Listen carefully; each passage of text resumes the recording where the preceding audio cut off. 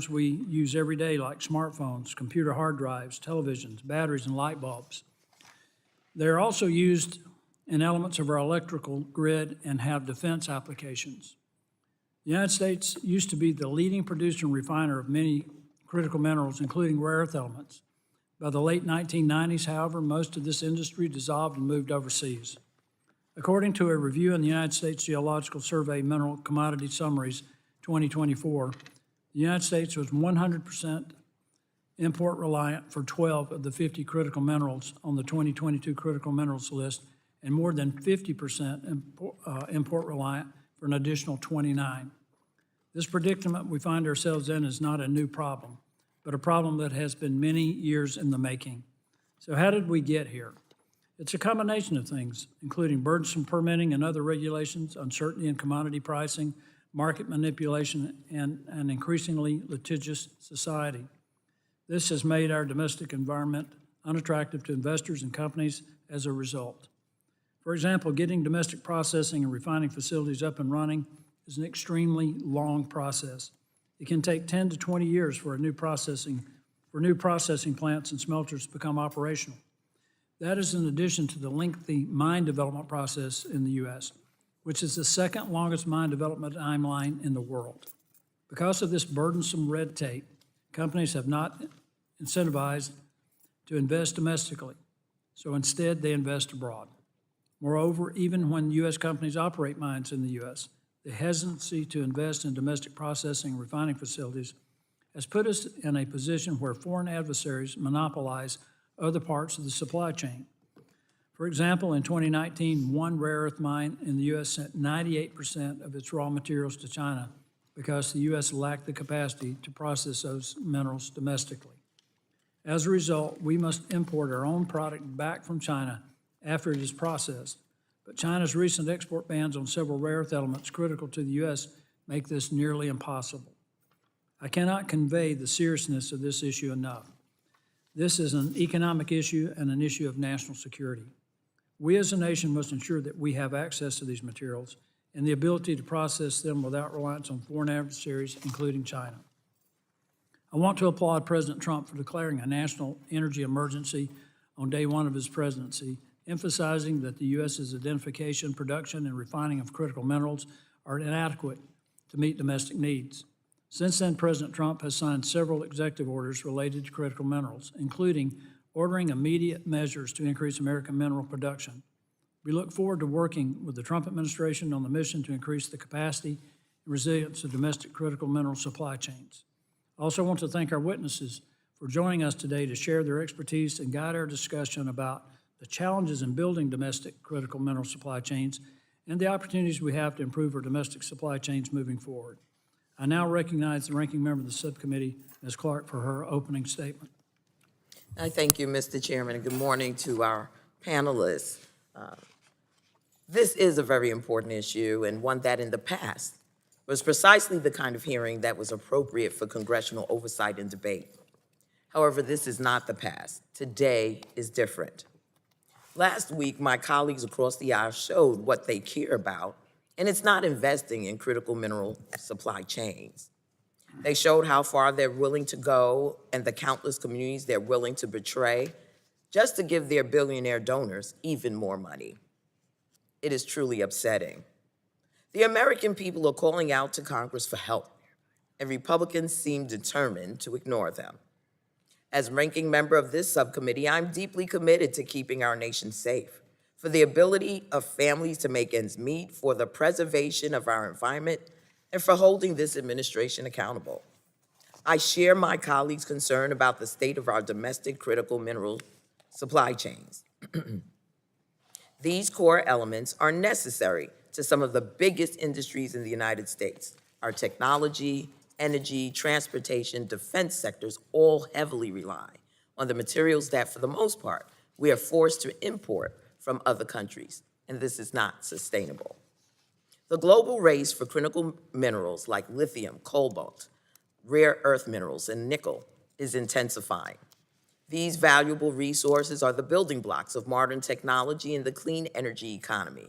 Electric vehicle batteries, wind turbines, and semiconductors all depend on these minerals, and that dependence is only growing. Not only is the United States forced to rely on foreign sources for these minerals, often they come from or are processed in countries that are our adversaries. This dependence makes us vulnerable and exposes us to risks too big to bear. To remain competitive and secure, we must enhance our own ability to supply critical minerals, starting with enhancing our responsible mining abilities, scaling up refining and processing, and expanding recycling and reuse. Democrats enacted the historic bipartisan infrastructure law and the Inflation Reduction Act, two historic pieces of legislation that, among other things, funded domestic mineral processing capacity and supported research and development. The IRA, which was passed without a single Republican vote, invested over $350 billion in clean energy manufacturing and critical mineral development. It provided tax credits to companies that source materials either domestically or from allies, and created thousands of good-paying union jobs and reduced emissions.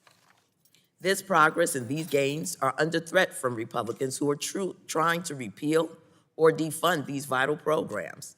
These successful investments are being destroyed by the short-sighted push from Republicans to give giant tax cuts for billionaires and large corporations.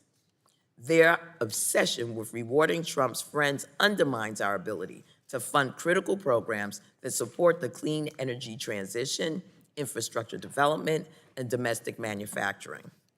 We know overcoming the climate crisis will demand bold, creative solutions to the challenges that lie ahead. As co-chair of the Smart Cities Caucus, I believe technology that often relies on critical minerals can make communities more sustainable, resilient, and livable. We must continue investments that incentivize innovation in clean and critical mineral technologies, particularly those that minimize environmental and community impacts. We must also invest in workforce development and support historically underserved communities. So let me be clear. Tax cuts for billionaires do not strengthen our supply chains. They do not help build battery factories or lithium processing plants or rare earth recycling facilities. They do not train workers for the green jobs of the future. They do not reduce our dependence on foreign regimes for vital resources. What they do is starve the government of the revenue we need to make smart, strategic investments in America's future. Instead of supporting clean energy innovation and domestic supply chain resilience, Republicans are fighting to extend and expand tax breaks for the wealthiest Americans at the expense of investments in climate, jobs, and national security. I call on my colleagues across the aisle to abandon this reckless agenda of tax breaks for billionaires and instead support investments in a strong, secure, and just clean energy future. The American people deserve leadership that puts the long-term strength of our economy and planet above short-term political gains. We must continue to invest in our domestic mineral supply chains, support innovation and equity, and reject the failed tax policies that undermine our progress. Our national security, our climate, and our prosperity depend upon it. I yield back. Thank you. The chair now recognizes the vice chairman of the committee, Mr. Balderson, for 5 minutes for an opening statement.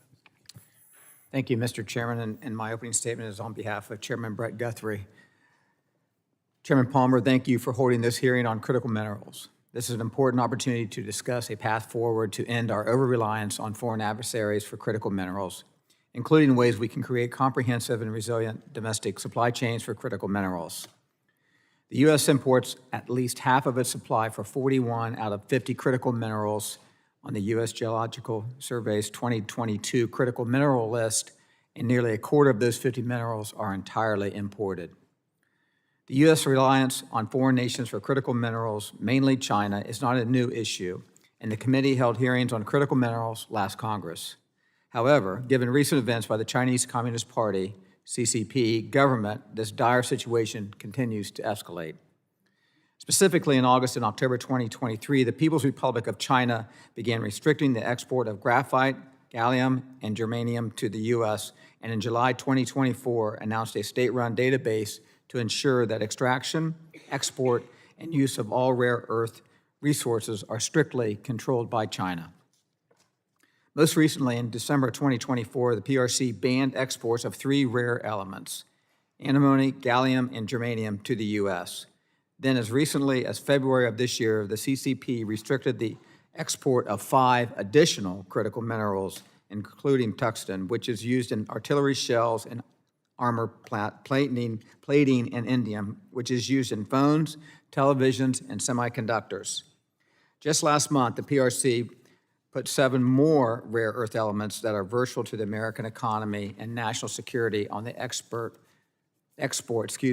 control list, including samarium, which plays an essential role in nuclear reactors.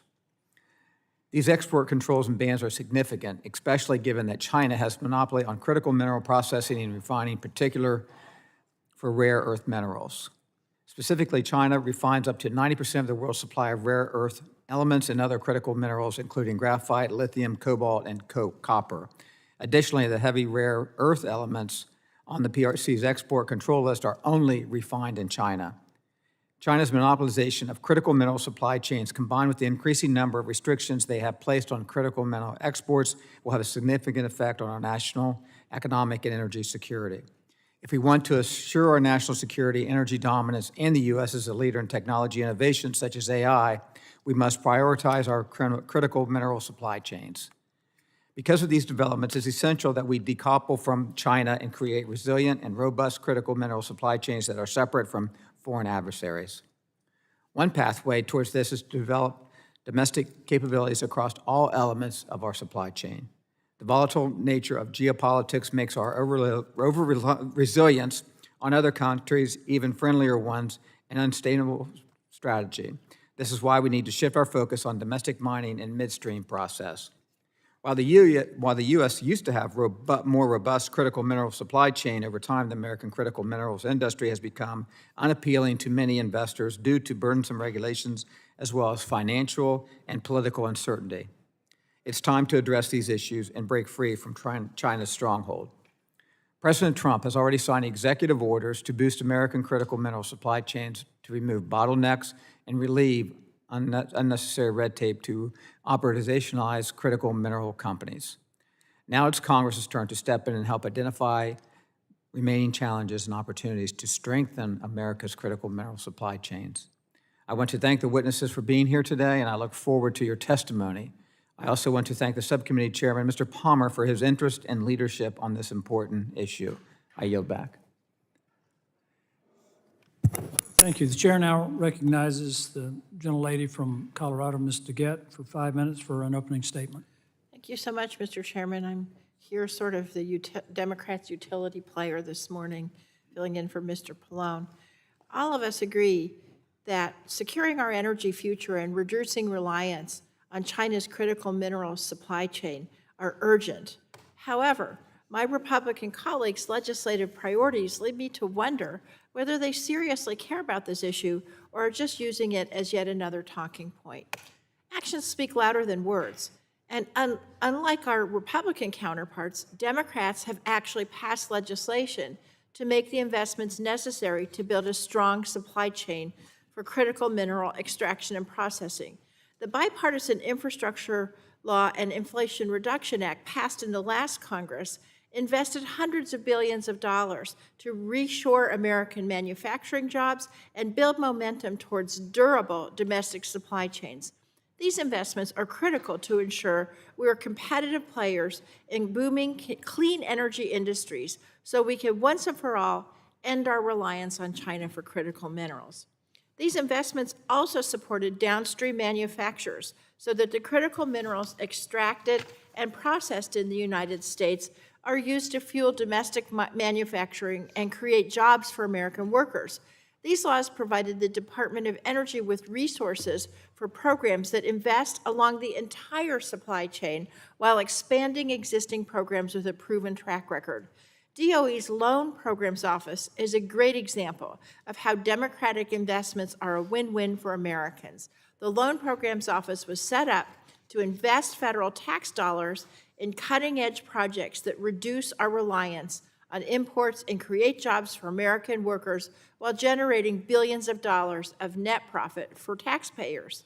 And yet, not one Republican on this committee supported either of those laws, despite the laws making investments predominantly in Republican districts. And with the bill that passed this committee last week, the GOP tax scam, Republicans are giving up on investing in domestic energy supply chains, manufacturing, and clean energy, all so they could give giant tax breaks to billionaires who don't need them. That bill will kill jobs, hurt domestic businesses and manufacturers, and drive up Americans' energy bills. And now, that bill could be on the floor as early as today. Friends, we were starting to see Democratic investments pay off. The Bipartisan Infrastructure Law, the Inflation Reduction Act, and the CHIPS and Science Act were creating hundreds of thousands of jobs across the country in both Democratic and Republican districts. DOE programs created and expanded by these laws were financing first-of-their-kind mineral processing and advanced manufacturing projects across the country. Meanwhile, other programs such as DOE's Office of Manufacturing and Energy Supply Chains were investing in projects to reshore manufacturing jobs and provide skills training so American workers would be ready to take the jobs that the Democratic investments were creating in their communities. But now, all of that's being undone by a reckless and rudderless administration and a compliant Republican Congress. Clearly, my friends across the aisle are not serious about solving problems with supply chains, and I look forward to talking to this entire panel today about these challenges and issues. With that, Mr. Chairman, I yield back the balance of my time. I thank the gentlelady. That concludes member opening statements. The chair would like to remind members that pursuant to the committee rules, all members' written opening statements will be made part of the record. We want to thank our witnesses for being here today and taking time to testify before the subcommittee. You will have the opportunity to give an opening statement followed by a round of questions from members. Our witnesses today are Ms. Abigail Hunter, Executive Director at SAFE Center for Critical Minerals Strategy, Ms. Katie Sweeney, Executive Vice President and Chief Operating Officer at the National Mining Association, Mr. Alexander Herrgott, President of the Permitting Institute, Mr. Casey Hammond, Principal at Capital Pillar LLC, and finally, Mr. David Howell, Director of Strategy at the Battery Advocacy for Technology Transformation Coalition, otherwise known as the BATT Coalition. We appreciate you being here today, and I look forward to hearing from you.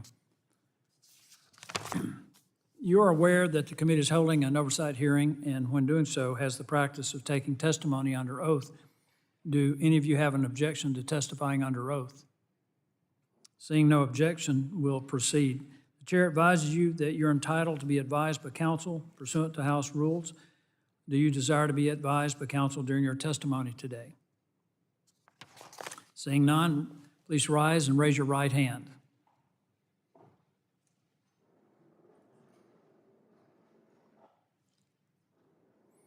Do you promise to tell the truth, the whole truth, and nothing but the truth, so help you God?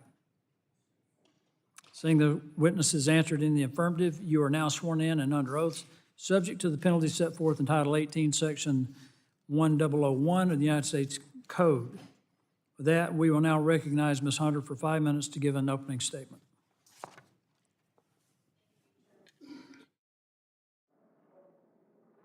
Thank you. Thank you, Chairman Palmer, Ranking Member Clark, Congresswoman DeGette and Herstead, and members of the subcommittee.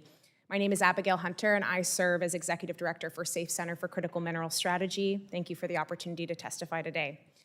SAFE is a nonpartisan nonprofit. We work with retired military leaders, Fortune 500 executives, and technical experts to offer actionable recommendations on energy security and economic resilience. Let me start first with why this matters. What enables an AI data center to compute at massive scale? Gallium-based semiconductors and rare earth magnets. What enables trucks to haul more freight with less fuel, advanced aluminum components, and nickel-based superalloys for lightweighting? What keeps a military drone operational in a contested aerospace? A lithium-ion battery. Minerals are not just inputs, they are strategic assets, and getting these minerals is just step one. Whether the United States get minerals from our own subsoil, partner countries, the seabed, recycled sources, all of them must be transformed before they can be used in advanced manufacturing. But China realized this early.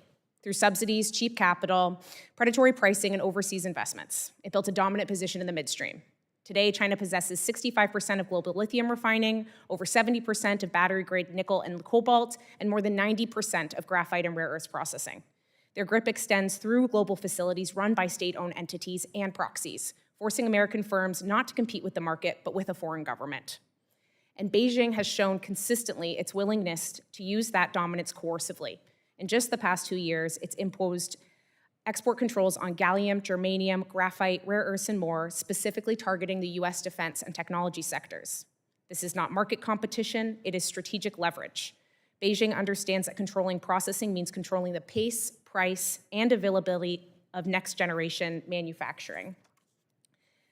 Now, when we talk about processing, it's not just one step, it's dozens. Different feedstocks must be crushed, milled, separated, refined, and in many cases, chemically converted to achieve the purity, specification, and form required for manufacturing. That's why policy cannot stop at extraction. It veils the technical aspects of processing as well as the opportunities that alternatives and recycling present.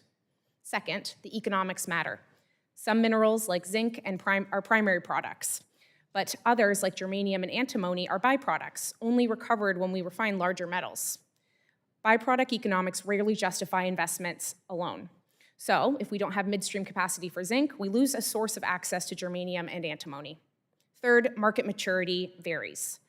While metals like aluminum trade on open exchanges, emerging and obscure minerals don't. They often lack transparent price discovery and are far more susceptible to manipulation. The effectiveness of tariffs, price supports, and stockpiling strategies will vary depending on the market maturity and opacity. One size fits all won't work. While processing varies by mineral, some barriers are shared. First, no processing project survives without buyers. If there is no US demand, producers are either forced to sell to China or compete with Chinese suppliers abroad, often at a disadvantage. Second, costs are a major barrier. US projects face higher capital costs from equipment and construction and frequent cost overruns, especially for first-of-a-kind projects, as well as regulatory compliance and expensive inputs like energy driving up operating costs. We can't compete with China's subsidized model without de-risking the investment. Finally, policy must match market reality. If restrictions like tariffs or sourcing rules outpace available supply, we risk undercutting US manufacturing rather than strengthening it. The US cannot secure its minerals supply chains without fixing the processing bottleneck. This is where the strategic risk, economic barriers, and national security converge. But it's also where smart, well-sequenced policy can have the greatest impact. To meet this moment, we must anchor minerals policy in midstream choke point realities. Without processing, domestic upstream extraction and downstream manufacturing will still rely on an adversary. Tailor strategic strategies by materials, accounting for key differences in processing technologies, market structures, qualification requirements, as well as opportunities in alternatives and recycling. Align trade, sourcing, and incentive policies with infrastructure and commercial readiness so as not to outpace market viability. Make US processors and recyclers competitive with financial tools that lower the cost of capital, attract investment, and mitigate regulatory and input cost disadvantages compared to China. And collaborate with allies to source interim feedstocks, expand non-Chinese capacity, and create resilient, rules-based trade networks capable of resisting coercive market manipulation. SAFE thanks the subcommittee's leadership in highlighting these issues and stands ready to support in your efforts to strengthen American mineral security. Thank you. Chair now recognizes Ms. Sweeney for 5 minutes for her testimony. Good morning, Chair Palmer, Ranking Member Clark, members of the subcommittee. Thank you for the opportunity to discuss one of the most pressing issues we face as a nation, how we secure our domestic mineral supply chains. The complexity of the issue is extraordinary, but the urgency to act is unprecedented. It is not an overstatement that secure mineral supply chains will help determine world order in the future. Our economic and national security and the ability to innovate are absolutely reliant on access to minerals, both the ability to get them out of the ground and to process them into final products. Given the committee's jurisdiction, my testimony primarily focuses on our lack of processing capabilities And for simplification, I use the word processing as shorthand for any of the steps that come after getting the ore out of the ground, such as smelting and refining. Importantly, extraction and processing must scale together to create a secure mineral supply chain. Simply producing more ore that must be exported to China or other countries for processing, or building more processing capacity without the domestic ore to feed it, solve little. Fortunately, the right policies can address both of these potential points of failure. The world faces unprecedented mineral demand growth, and China's long-term global mineral strategy includes billions of investment in projects across the globe that have enabled the country to exert its mineral dominance. China controls roughly 85% of the mine-to-metal processing capacity, over 73% of the world's cobalt, 59% of lithium, 68% of nickel, 85% of rare earths, 90% of graphite, and nearly all of the germanium, gallium, and tungsten. Copper is following the same trend. In 2024, China processed approximately 44% of the world's total copper, compared to the US's 3%. And China's not the only foreign adversary exerting such control. Russia and allied countries dominate the uranium supply chain.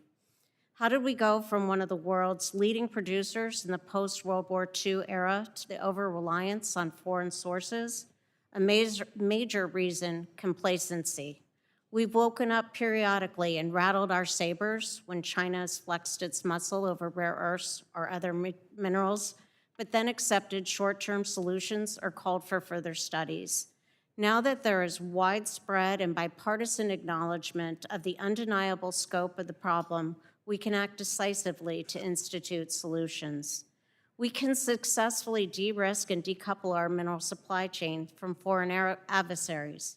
We have significant advantages in the United States: a vast mineral endowment, skilled workforce, world-leading safety, labor, and environmental standards, existing energy and transportation infrastructure, and renewed administration and congressional focus. Solutions should include federal investments and incentives to accelerate U.S. efforts to break free of China's hold on the mineral supply chain, such as acceleration of private and public capital investment in domestic mineral production projects, tax credits, additional use of Defense Production Act funds, leveraging of Export-Import Bank programs, preferred loans, incentives for domestic sales, and price support for domestic producers. Other needed solutions: permitting reform to reduce bureaucratic and judicial delays, research and development investments to improve recovery rates for mining, mineral processing, recycling, and from unconventional sources such as tailings or coal waste. Friendshoring, while the U.S. rebuilds capacity and when necessary to supplement U.S. capacity. Facilitation of workforce development through educational grant programs to support mining and trade schools and training. Our nation's future as a global leader depends on secure mineral supply chains. The need for these minerals, processed materials, and the end-use products is not going away. It is clearly not a question of if, but where, and the where matters. Producing minerals here at home, as opposed to countries such as China, ensure that these activities will be conducted in accordance with world-leading environmental, labor, and safety regulations, while simultaneously creating vast economic benefits. Through misguided land management, regulatory, and tax policy, we incentivize the offshoring of these critical supply chains, and recognizing the grave vulnerability we created, we have moved with alarming complacency to confront it. We now have a unique and urgent opportunity to turn the tide. The National Mining Association appreciates the committee's prioritization of these issues and is eager to help craft solutions. Thank you. Chair now recognizes Mr. Herrgott for 5 minutes for his opening statement. Chairman Palmer, Ranking Member Clark, thank you for the opportunity to testify. As president of the Permitting Institute, it should be no surprise that I'll be talking about permitting today, a nonpartisan pro-development trade association founded in 2021. Our mission is urgent and unapologetically practical. Every month, a permitting delay increases project costs, erodes investor confidence, and strengthens foreign control over sectors vital to American industrial leadership. Sectors dependent on secure, integrated mining processing and refining supply chains have been failed by Congress for more than 20 years. Even under ambitious World War II-style industrial realignment, I need to be clear, we have already lost. Building a domestic supply chain will take at least 20 years. It is not realistic for us to do that. The uncomfortable truth, our chance to compete with China on critical mineral processing closed in the 1990s. Our viable goal now is simply to remain economically relevant in a race that we are far behind in. TPI was founded not merely to critique broken systems, but to actively collaborate with developers, federal and state agencies, Congress, and communities to deliver real permitting reform. Our members represent billions in investment across energy, pipelines, transmission, mining, transportation, and include practitioners who authored the largest and most impactful permitting laws we have in this country, executed them, and navigated them through the White House. After 15 years in the U.S. Senate, as Associate Director of White House Council on Environmental Quality and the first Executive Director of the Federal Permitting Council, which pushed through the largest wind and solar facilities and mining facilities in the country, I founded TPI to prove a core principle. We can deliver legally sound project approvals or denials within a year without compromising environmental, cultural, or historic protections. The idea that faster means weaker environmental reviews is absolutely false. Our cornerstone environmental laws, on average, of the 63 that govern infrastructure, were written 40 years before the creation of the internet. The Green New Deal, Waxman-Markey, McCain-Lieberman, the Clean Power Plan, even going back to the Inconvenient Truth, all of those climate plans were modeled after Denmark, Norway, and Germany. Those countries, simultaneously to changing their clean energy ambitions, also have permitting regimes that permit dirty mines, oil and gas facilities, and drilling within 6 months. In 10,000 pages of the Clean Power Plan, the Green New Deal, IRA, all of those climate bills, not one mention of permitting or critical minerals in any of those bills. It is frustrating to listen to discussions about IRA and 45Z and money and commitment, and the reality is that moving to an entirely different sector without having the industrial supply to allow for that to be built is nonsense. We have put ourselves in an untenable position where we put ourselves entirely dependent on China. In 2001, China produced less than 30% of the refined rare earth elements. It only took them 10 years to command more than 80% of the rare earth processing, taking over aspects of Indonesia and Africa that we will never get back. This dominance is deliberate.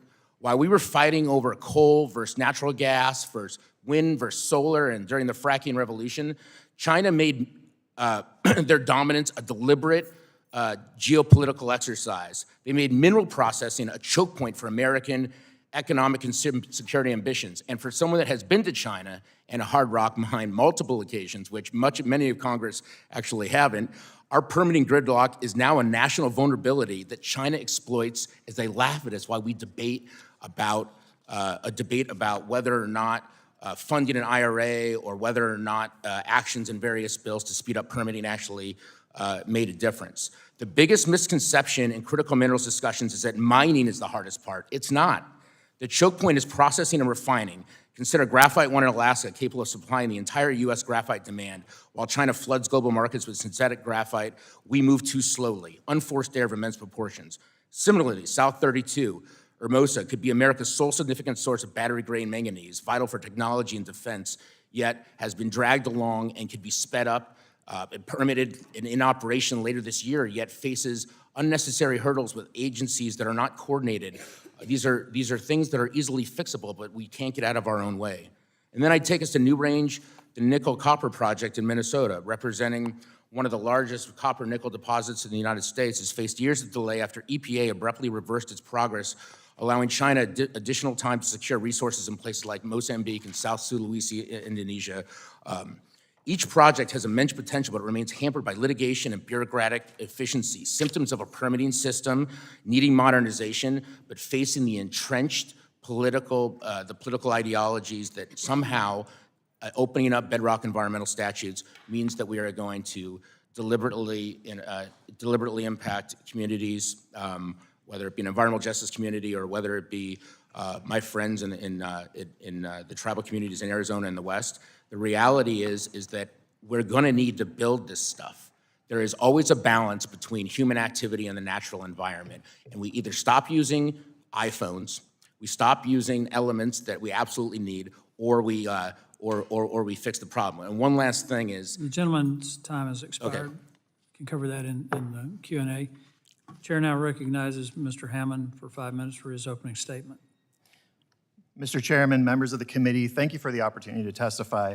My name is Casey Hammond. I'm a former staffer from the Committee on Natural Resources, and during President Trump's first term, I worked at the Department of the Interior. In that role, I oversaw the Bureau of Land Management, which is responsible for our public lands, including mining and mineral development. Since leaving the administration, I'm helping others navigate the federal permitting process. When he was my boss, former Interior Secretary Ryan Zinke developed a graphic to demonstrate a few reasons why fixing our mineral dependence must be a priority. The attachment to my testimony demonstrates the different pieces of equipment carried by a Navy SEAL, the different minerals needed for the equipment, and more importantly, how dependent we are on foreign sources, notably China, for those minerals. The graphic highlights that we are 50% or more dependent on foreign sources for at least 23 minerals carried by a Navy SEAL. Now imagine how this graphic might look for jets, missiles, satellites, and even simple rounds of ammunition. As a House staffer, I'd hoped that the federal permitting process was administered by impartial civil servants diligently and fairly applying the rules, immune to the political pressure from Washington. However, I learned that significant decisions rarely occur without the direct involvement of political appointees. I recall being very frustrated early in my time at Interior to find out, after the fact, that a project had frantic proponents waiting for our review, but those who knew of the project and its urgency withheld such information from those of us who might act. Fortunately, I worked for secretaries who installed strict time limits that they personally tracked, and such hide-the-ball game playing was virtually eliminated. Unfortunately, this is not always the case. About a year ago, I became aware of a critical mineral project that had been waiting 3 years for an environmental assessment to conduct exploration. For context, when I was at Interior, our internal rule mandated that we must complete an EA in 90 days. Exploration is simply an early investigation with minimal intrusion to the environment. How do you convince a company to invest hundreds of millions of dollars to develop a mine when it takes 3 years for permission to drill small holes from the back of a pickup truck? To address our critical mineral supply challenges, we must instill confidence in the mining community. Project proponents should be assured that if they follow the law, they will be fairly considered and will receive an unbiased and timely decision. The EPA, with its expertise in water and air analysis, is a cooperating agency when it comes to permitting mines.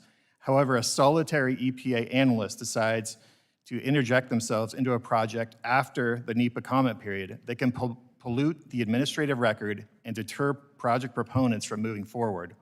This could apply to the Fish and Wildlife Service, actions taken by historic preservation officers, and others putting projects at risk by unilateral actions of those without accountability.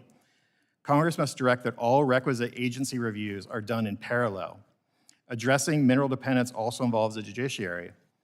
A new mine can be fully operational, employing hundreds of people, but then a district court judge rules that the decision to approve the mine was arbitrary and capricious, shutting down the mine for months or years. The appropriate role and scope of judicial review must be addressed. We must also address domestic minerals processing. Consider copper. Currently, there are only 3 primary smelters in the US, but they aren't always operating.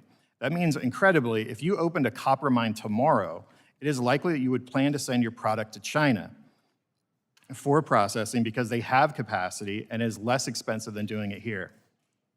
In that case, it doesn't matter how quickly you permit a mine, you're still sending the mineral to a potential adversary. I'm encouraged by the swift action taken by the President thus far. Secretary of the Interior Burgum responded to the President's directives, blazing a new path to decrease review times for environmental assessments from an average of over a year down to just 28 days. I also spoke with career officials within the agency that are now welcoming mining projects in their jurisdictions. They want this work, and that attitude matters. It makes a distinct impression on potential developers. I want to offer a few suggestions to this Congress. First, narrow the scope of NEPA reviews, lay out clear, certain requirements for project applicants, encourage investment through a motivated, responsive, and efficient loan program office at DOE, create a mobile and responsive agency workforce, and create an environment of accountability. We have an opportunity to fundamentally change the way we engage with the mining industry and generate domestic prosperity. Thank you, Mr. Chairman. I'm happy to take any questions the committee may have. Thank you. The chair recognizes Mr. Howell for 5 minutes for his opening statement.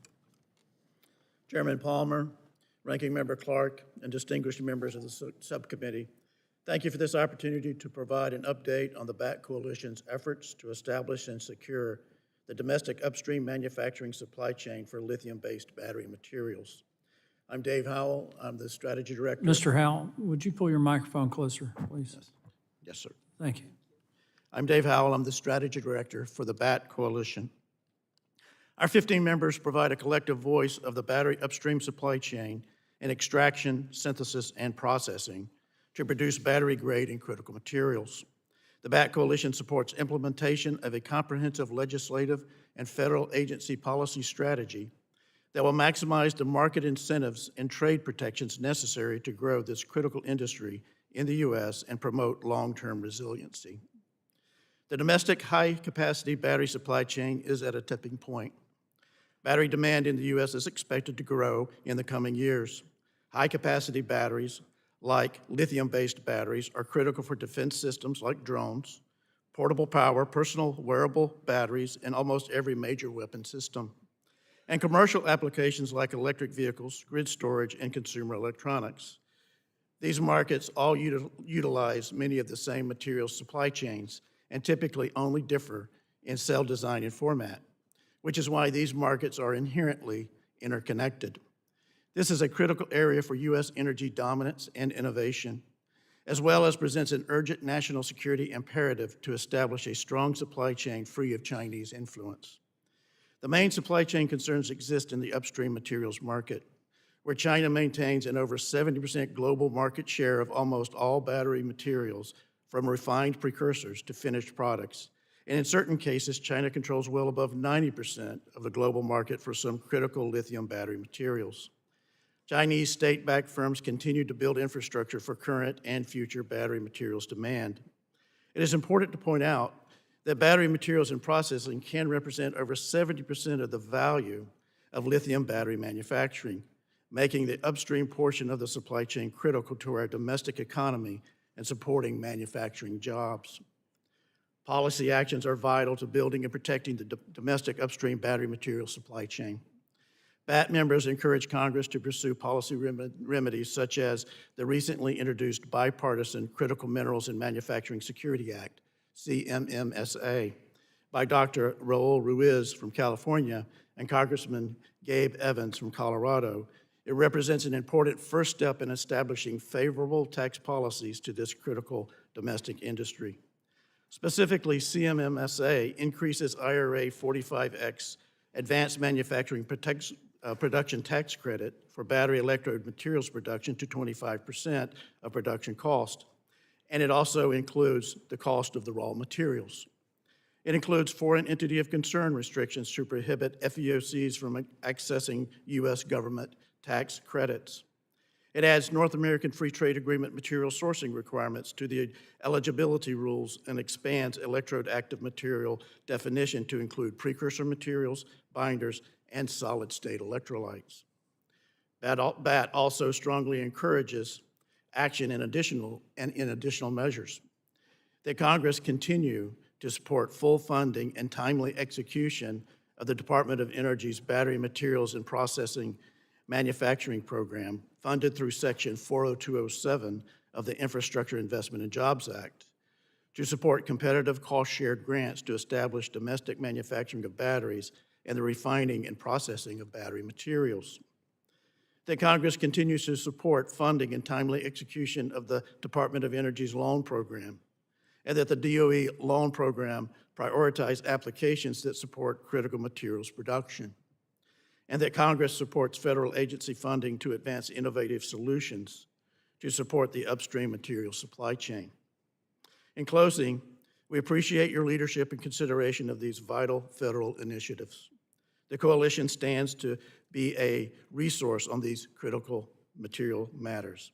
On behalf of the BATT Coalition, I appreciate the opportunity to provide testimony before you today. Thank you, and I look forward to your questions. I thank all of the witnesses for their testimony. We will now move to questioning. The chair recognizes the gentleman from Ohio, Mr. Balderson, the vice chairman of the subcommittee, for 5 minutes. Thank you, Mr. Chairman.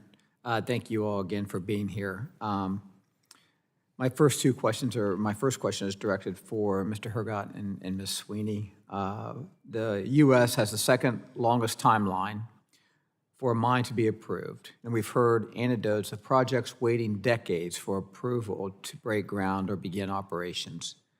Why is it that approvals of projects in the U.S., whether it be a mine or a processing, refining, or recycling facility for critical minerals, take so long in the U.S.? Mr. Herrgott, I'll let Ms. Sweeney go first, please. Ladies first. Thank you so much. One of the main reasons is lack of coordination amongst the various agencies that are involved in the permitting process. Most mining projects will require a variety of permits. We've had member companies that have had mines that require over 90 permits.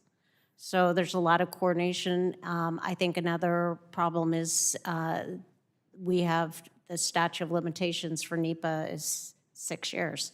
It's way too long. The litigation component adds decades or can add decades to the permitting process. Thank you. Mr. Herrgott. Too many decision makers spread across too many parts of the country that are not equipped to deal with the modern technological advances and projects that we're dealing with today.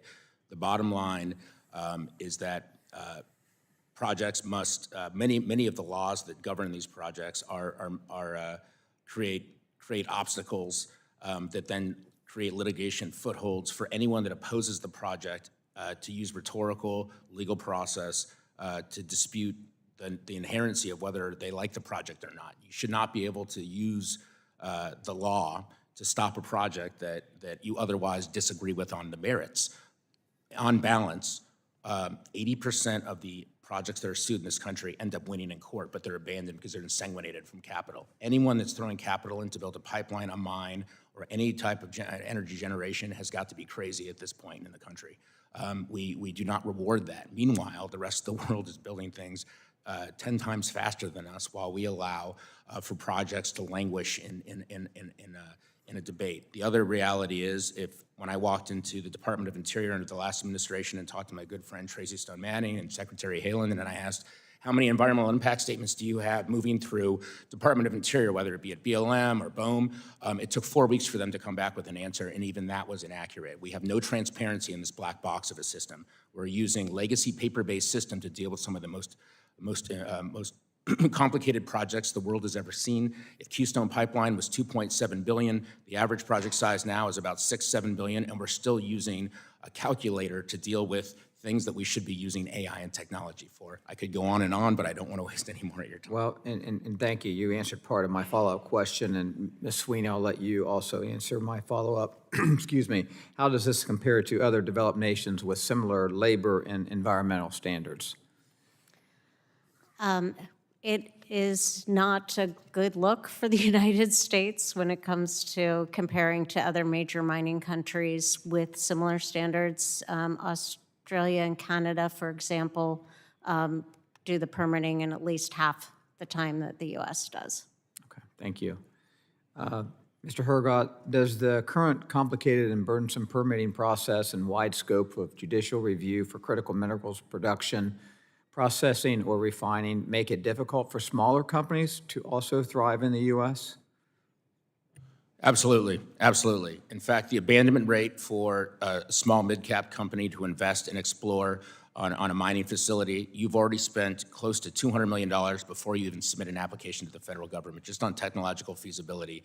The only people that are going to be able to fund that are sovereign wealth funds or people that like to lose money. I mean, at this point, there has been so much cast aside on the regulatory uncertainty on building anything in this country, let alone the fact that most of what we fight about is how we move and generate electrons when it comes to critical minerals. When I talk about how we've lost the war with China, it is because we have failed to realize and connect the dots that 90% of the materials in this room are from China. We have not, and I had this debate with Mr. Grijalva, the late Mr. Grijalva, about the fact that he would malign and demagogue the mines that were being built in the United States, but at the same time failed to appreciate that if China yanked the cord, Congress would cease to operate. All right, thank you very much, Mr. Chairman. I yield back. In your mentioning of the late Mr. Grijalva, I should have done this at the very beginning. Just learned this morning that my friend Jerry Connolly passed last night, and I want to extend condolences to Mr. Connolly's family and to my Democratic colleagues and to many of my Republican colleagues.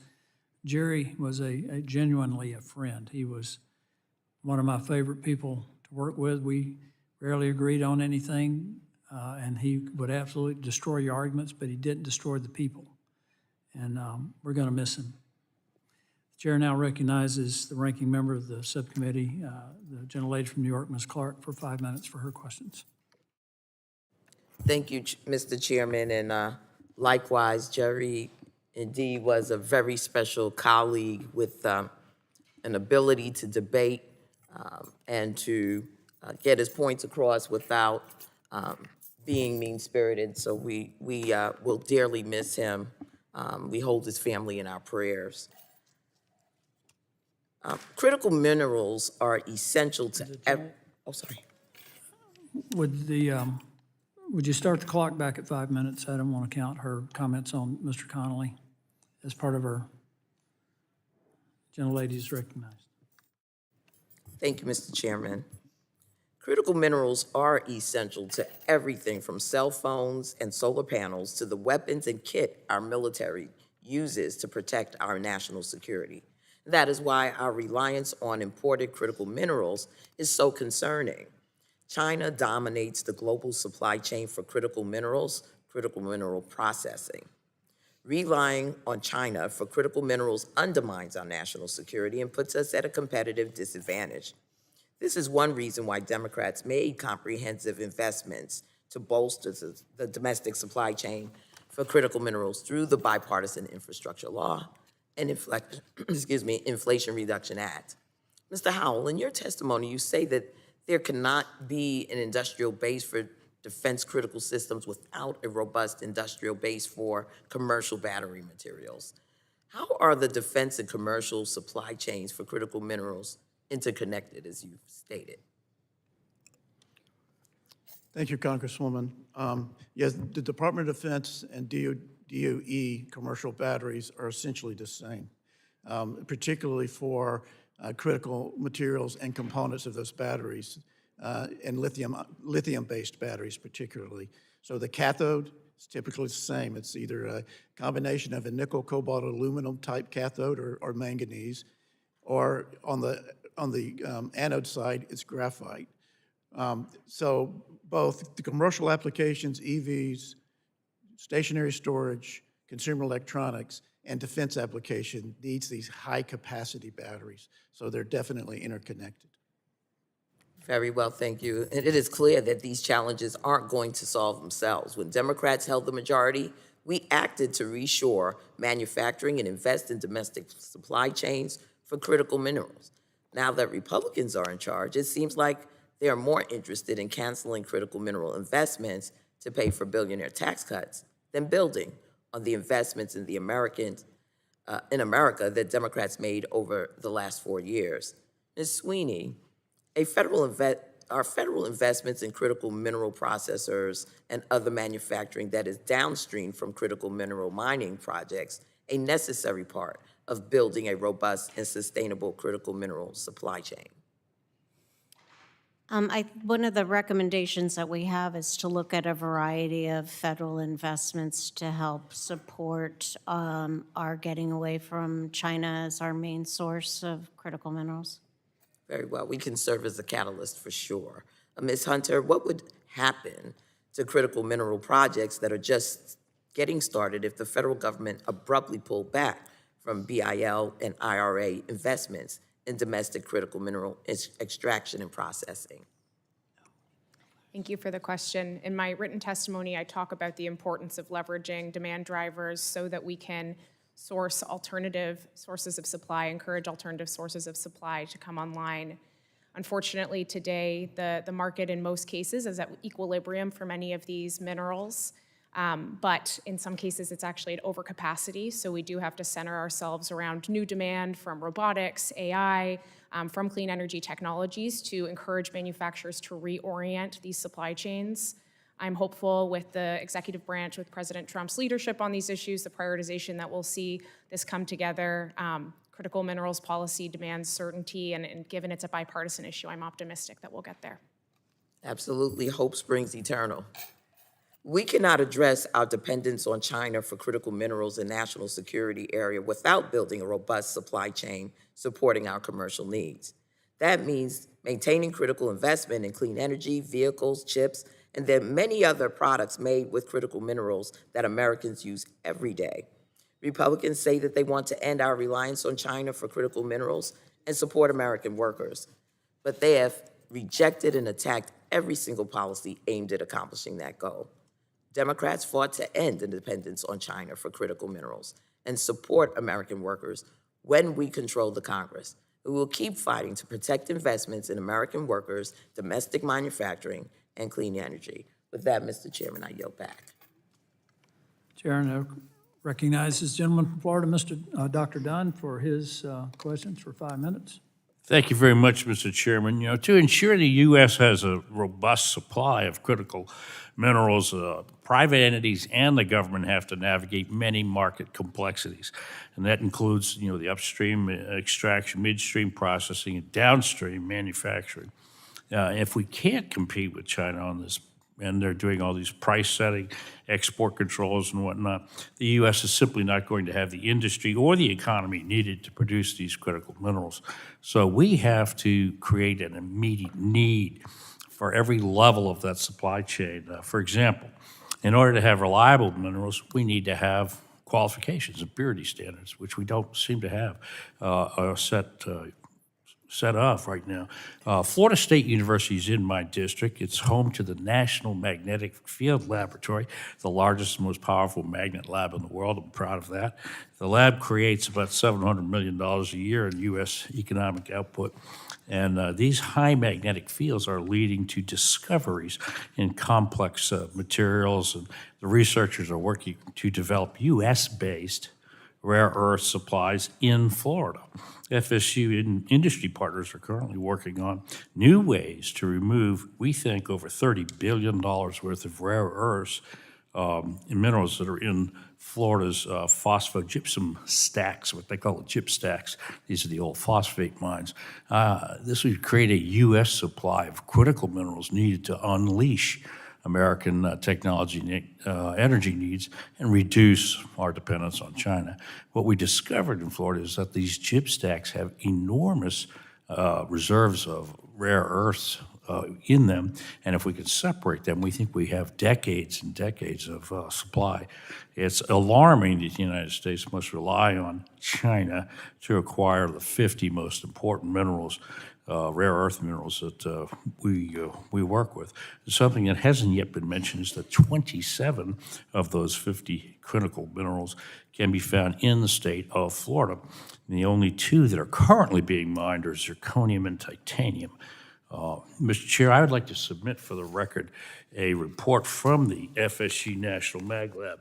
It's entitled Florida's Potential as a Production Center for Rare Earths, Critical Minerals, and Industrial Byproducts. Without objection, so ordered. Thank you so much. Ms. Hunter, you very clearly laid out America's market risks and the need for secure, qualified end products. You noted that to justify execution in high-risk, firms typically will require market pricing and strong demand signals over time. Given these factors, how would you suggest the U.S. government expand its commercial base for these critical materials and execute a deterrence strategy against China? First, I want to recognize that different types of American ingenuity coming out of the national labs, universities, to find alternative pathways, substitutes, different processes, even from biology, is very critical for us to explore as we decrease dependence on adversaries for these sources. In terms of how the U.S. can help both creating more alternative sources of supply at home, but then contending with these market manipulations that you laid out, Dr. Dunn, Congressman, I think we have to take kind of a two-pronged approach. First, dealing with the competitive disadvantages U.S. processors face, the many different costs in CapEx and OpEx that are higher in the United States compared to different parts of the world that I outlined in my written testimony. Additionally, looking at partnership with allies so that we can make sure there's no circumvention of U.S. unilateral policies like tariff sourcing provisions through third-party markets so that our producers can compete on a level playing field.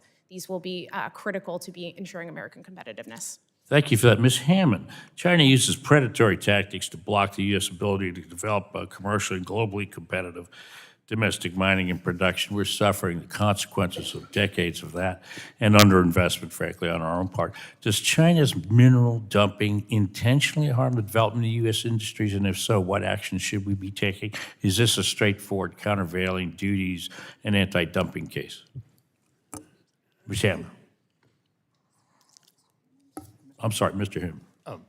Thank you. Yeah, well, that's one of the many challenges we face, right?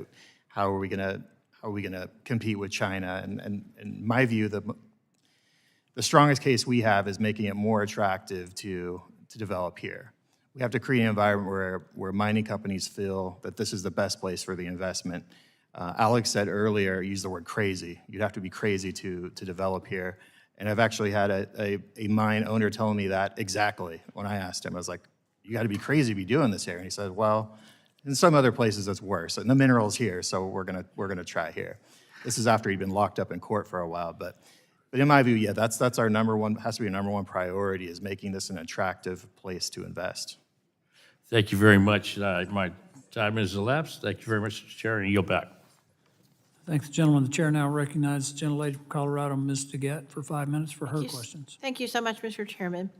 Recently, we had a hearing in the Energy Subcommittee on the grid, and all of the witnesses at that hearing agreed that the energy sector is increasingly moving towards renewable energy. And so I'd like to ask all of you, as we move towards renewable technologies like wind, solar, and battery storage, that's going to require materials like cobalt, copper, graphite, and other rare earth minerals, correct? Ms. Hunter? Yes, renewable energy sources typically depend on a multitude and variety of critical mineral resources. So in your, Ms. Hunter, in your testimony, you noted that the advanced manufacturing production credit made possible by the IRA would help to offset domestic critical mineral mining costs. Is that right? Within the 45X production tax credit, there is a 10% for critical minerals production, including critical mineral inputs and indirect inputs, that can help with the distorted playing field that American processors currently compete on, insulating them also from the price manipulations that we've seen that have been used nefariously with certain minerals by the PRC. Thank you. I'm sorry to say that my Republican colleagues are trying to cut that funding along with $500 billion in clean energy incentives that would support American business.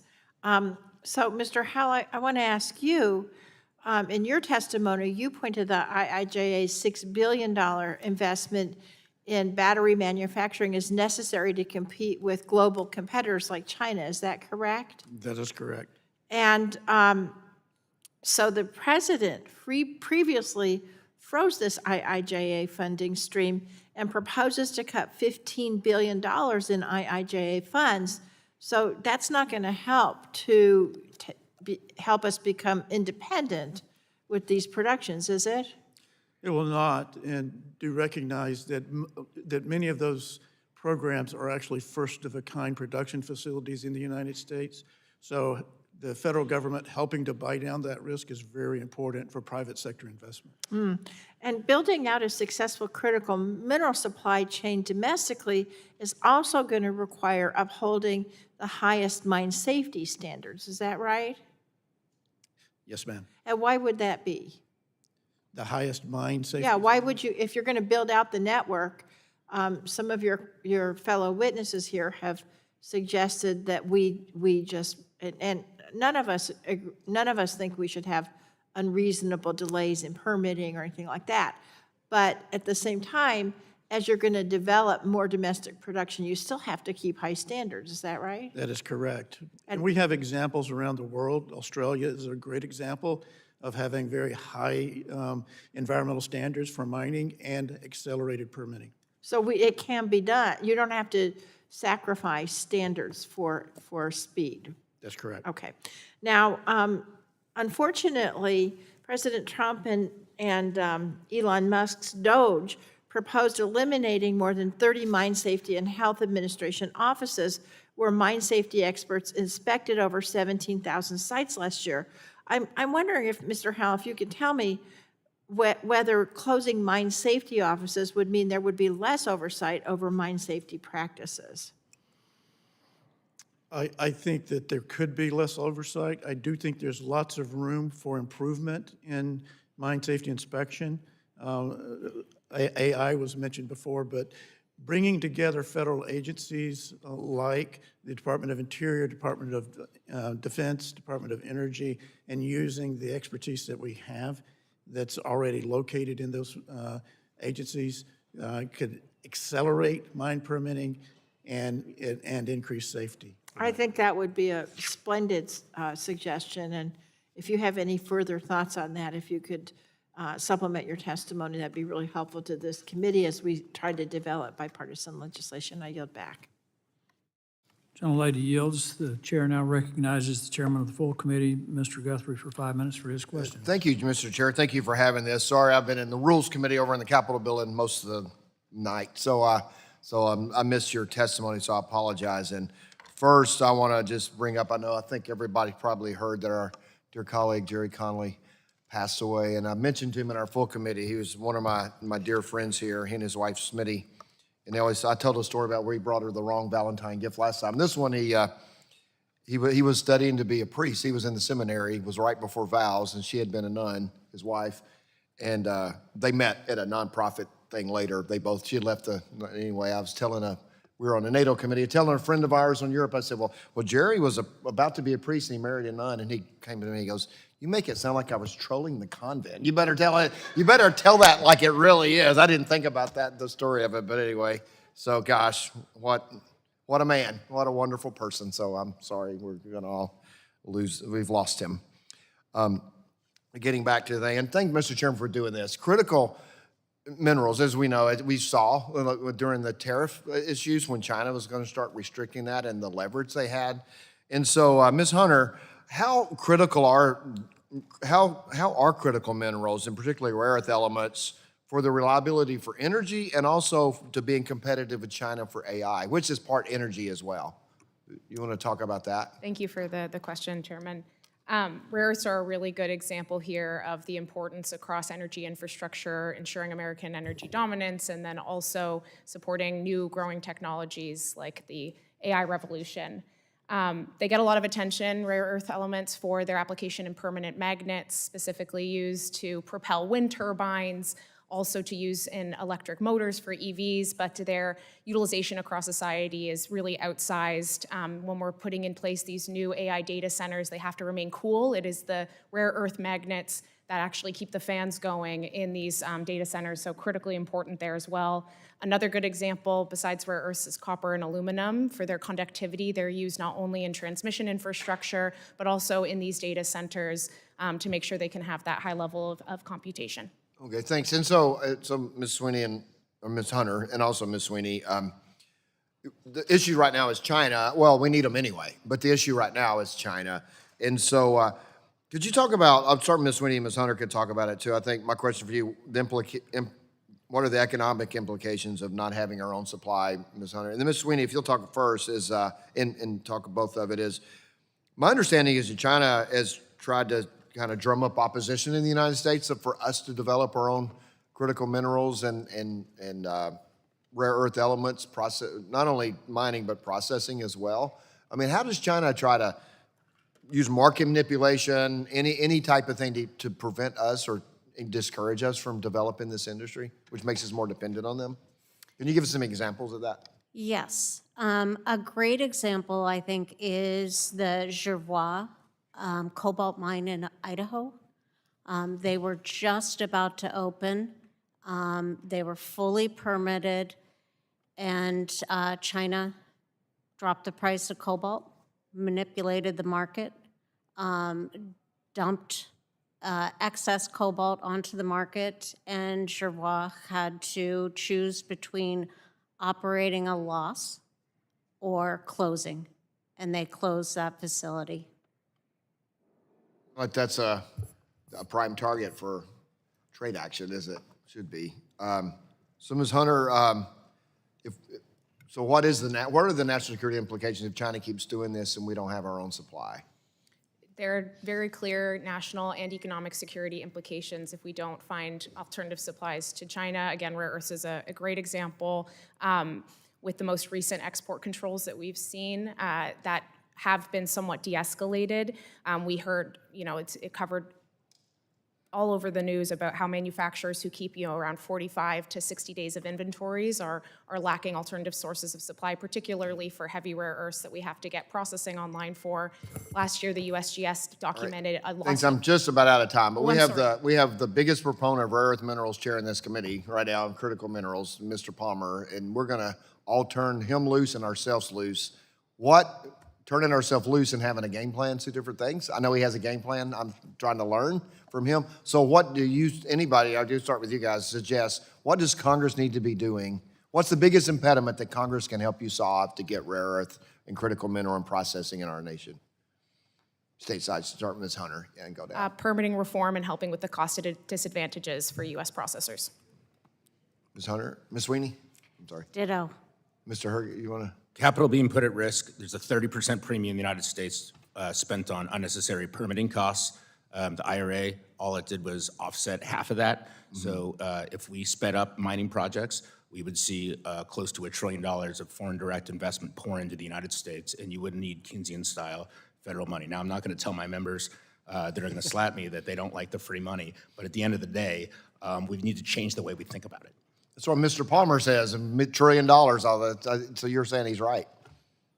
We have a narrow window where China is at the end of its useful life on what it built 20 years ago. It can no longer meet the purity standards that are required for AI, semiconductors, cathodes, and the rest. So we have about a 2-3 year window where we need to get out of our own way, and we might be able to catch up a little bit to China. I'm not going to get to the other two of you, but I will say that the time to act is now, and so it's time for us we're going to put some action into this. Thank you very much. Appreciate it.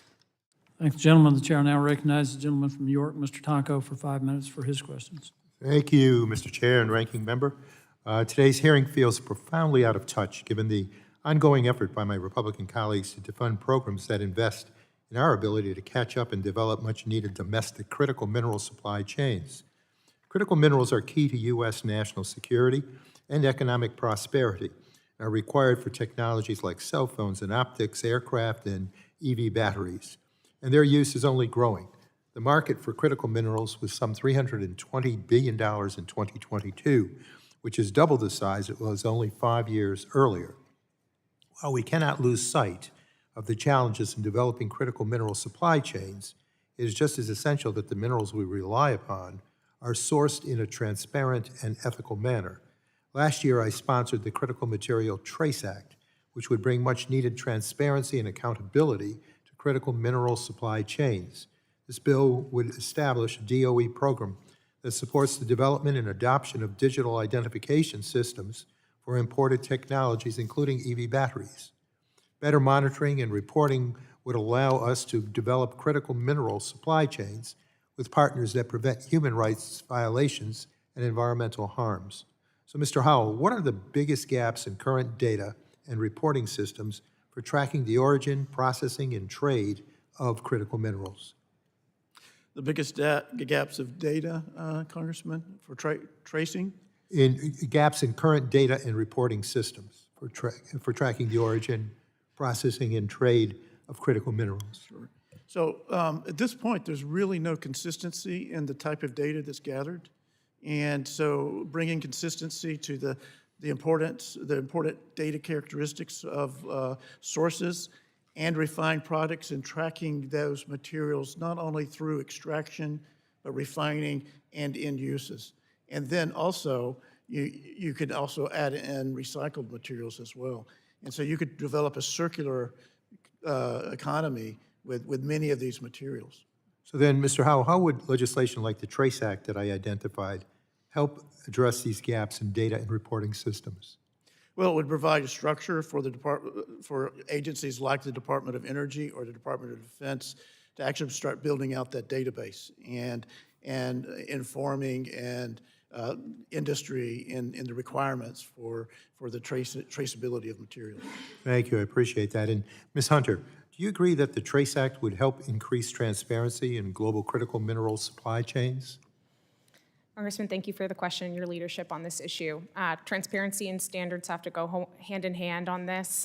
Transparency without standards lacks legitimacy. Standards without transparency lacks consequence. If those are the goals we're searching for, then traceability is the mechanism. We need to be able to strengthen existing policies like the Weaker Forced Labor Prevention Act. We support, obviously, the Trade Act's endeavors here, and we also, especially with all of the 232 investigations in critical minerals, need to make sure that our harmonized tariff schedules actually reflect the different types of minerals along these complicated processing lines that I've talked about in my testimony, so we can be more concerted in making sure that we're encouraging manufacturers to buy domestic, buy allied, buy higher standard sources of supply, and play on a level playing field for these minerals. Thank you. And the TRACE Act would create a digital identifier or battery passport that acts as a digital label for batteries, allowing end users to trace the origin of battery materials and components. These identifiers could help facilitate the transfer of information amongst stakeholders, including mining companies, original equipment manufacturers, recyclers, consumers, and regulators. So, Mr. Howell, do you agree that a traceability system could strengthen the U.S. national security and create economic resilience? I do. And Ms. Hunter, same question. Will a traceability and accountability system help strengthen our national security and improve the economic resilience of our critical mineral supply chains? We need to shine a flashlight on these opaque supply chains, so anything we can do on traceability that can help us show that where we're getting materials now and then move away from adversaries is a very helpful step forward. Thank you. While digital battery identifiers are an emerging technology and concept, there are several private and public companies and consortia pursuing this important work, and I hope to see it continue. So I thank all of our panelists for their attention to these important matters, and we have to do more to bridge the gap and ensure our nation's economic resilience and security is there for the future. So with that, Mr. Chair, I yield back. Thank the gentleman for his questions. Chair now recognizes the gentleman from Texas, Mr. Weber, for 5 minutes for his questions. Thank you, Mr. Chairman. Ms. Hunter, I'm going to come to you first, and Ms. Sweeney, you're not off the hook yet either, so I'll get to you second. Of the 50 critical minerals identified in 2022, 49 are essential to the energy sector. You may or may not know about my district. 14 has 7 ports, more than the member of Congress. Lots of energy, 3 LNG plants. I could go on and on. 49 of those essential energy sector, and we rely on China for 26 of them. Do that math. The U.S. once led the world in producing and refining rare earth elements, but ceded that position to China in the 1980s. Today, China controls roughly 90, and I'm telling Noah about the flood here. Today, China controls roughly 90% of global rare earth processing and has already demonstrated a willingness to restrict exports and thus, as one of y'all mentioned, affect the market. This leaves the U.S. dangerously exposed. If China were to halt exports entirely, think of that scenario, where would we turn to secure the materials vital to our energy infrastructure and national security? I'll go with you first, Ms. Hunter. So a total export ban would be devastating to the U.S. economy. We would need to rely on domestic sources if we can get them online and then have them be processed into the final products that need to be qualified by manufacturers, to turn to allies as much as possible. Countries with which we share national security priorities, we have free trade agreements with, and also working with producing countries at scale. It takes a lot of time, everyone on this panel has noted, to build a mine, set up a processing facility, and connect it to downstream buyers. So you need to look to existing producers at scale, as well as allied countries with expertise in this sector to be able to fill the gap. Would it be a good policy, the thought just occurs to me, to actually have a buildup of those minerals, excess, even especially when you're talking about national security, our great fighting men and women? Is there a policy that we can build up excess materials that we get from China, or do we just buy them as we need? Do you know? We do have a national defense stockpile that sources these materials for defense purposes, and it has obviously a national security mandate, not an economic mandate for the energy minerals you've talked about. It's important to take into consideration things like shelf life, qualification, the ability to distort the market by oversupplying it when you're considering this. So I'm sure others have thoughts on this, but it's something that exists that we could certainly strengthen and consider, but it's not the end-all be-all. But shelf life could be dealt with if you rotated your products through. Agreed? As long as you're working with processors and downstream buyers of the material so that we're making it in the manner and fashion that they need it to. But you need that midstream and downstream demand to be able to justify many of these economics. You agree with that, Ms. Sweeney? I do, but going back to the beginning of your question, I think that some of the other sources of minerals, if China completely cut us off, we could look to Japan and Korea for some of the rare earth minerals, as long as they also weren't cut off from China, which China has threatened Japan numerous times in the past and actually did implement a brief export ban on rare earths to Japan. So we'd have to be looking at who else China is cutting off. Well, although he didn't take the oath and didn't agree to testify, I'm going to go back to our great chairman, because I think I have heard the chairman say that there's 9 rare earth mines and China has 8 of them. Is that right? There's not a single major refinery for rare earth elements in the Western Hemisphere. There's only 9 in the world. 8 are in China. The other one's in Malaysia. It's owned by Linus, I believe is the name of the Australian company. Thank you, Mr. Chairman. Now, do I get extra time? No. This leaves the U.S. dangerously exposed, what we're talking about, and I think we all agree on that. So, understanding I understand that there's a more thorough mapping of the U.S. is ongoing. Are we in the United States going to have the natural resources to be able to produce those critical minerals if we could get the permitting quick? If we had to go to this quick, is that a feasible scenario? I'm not talking about having stuff stored on the shelf. Yes, ma'am, Ms. Sweeney, I see you chomping at the bit. I am chomping at the bit. We have vast mineral resources here. A lot of people do not understand how much we actually have. About 6.2 trillion that are known.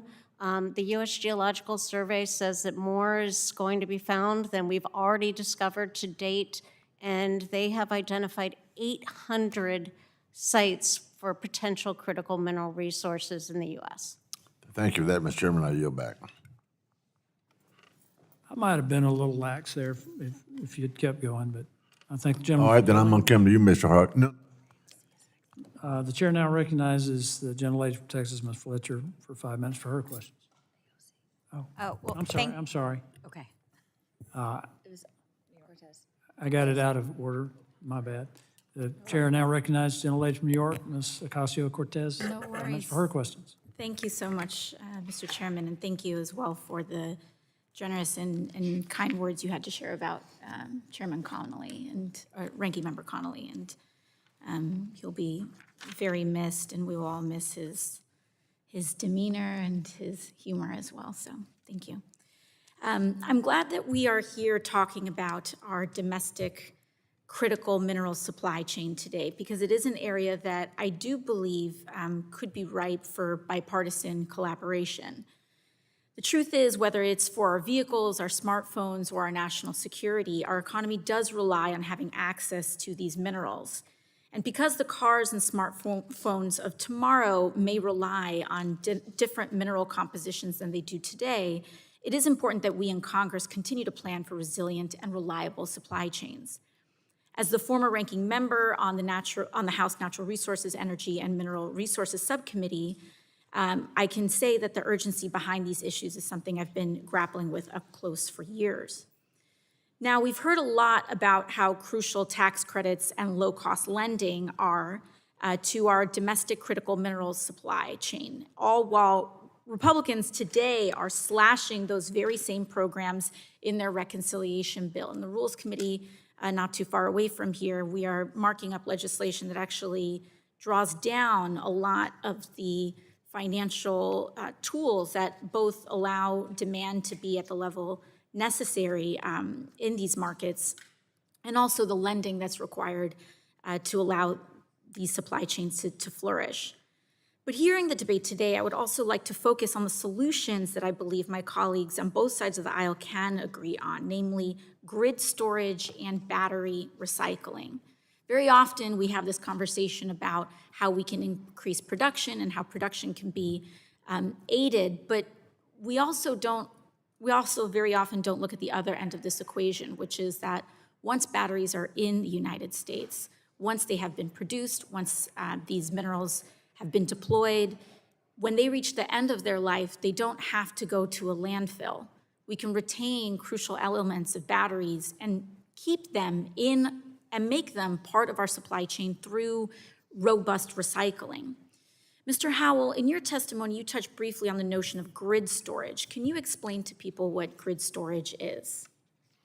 So grid storage is basically dispatching energy storage in timeliness, in the time that you need it. So whether it's renewable energies, whether it's conventional energies, storing that energy in some type of system. And it can be a battery, but there's other types of grid storage as well.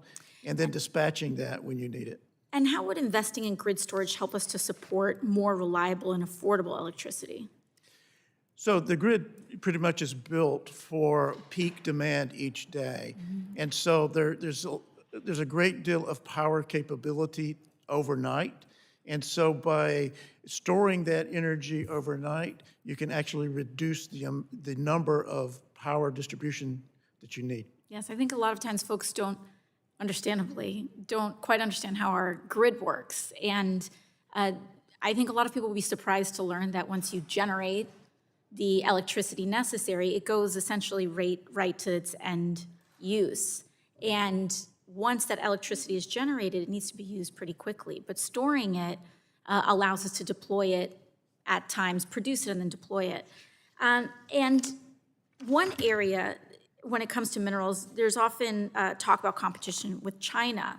And one area that China has solidified is the area of battery recycling.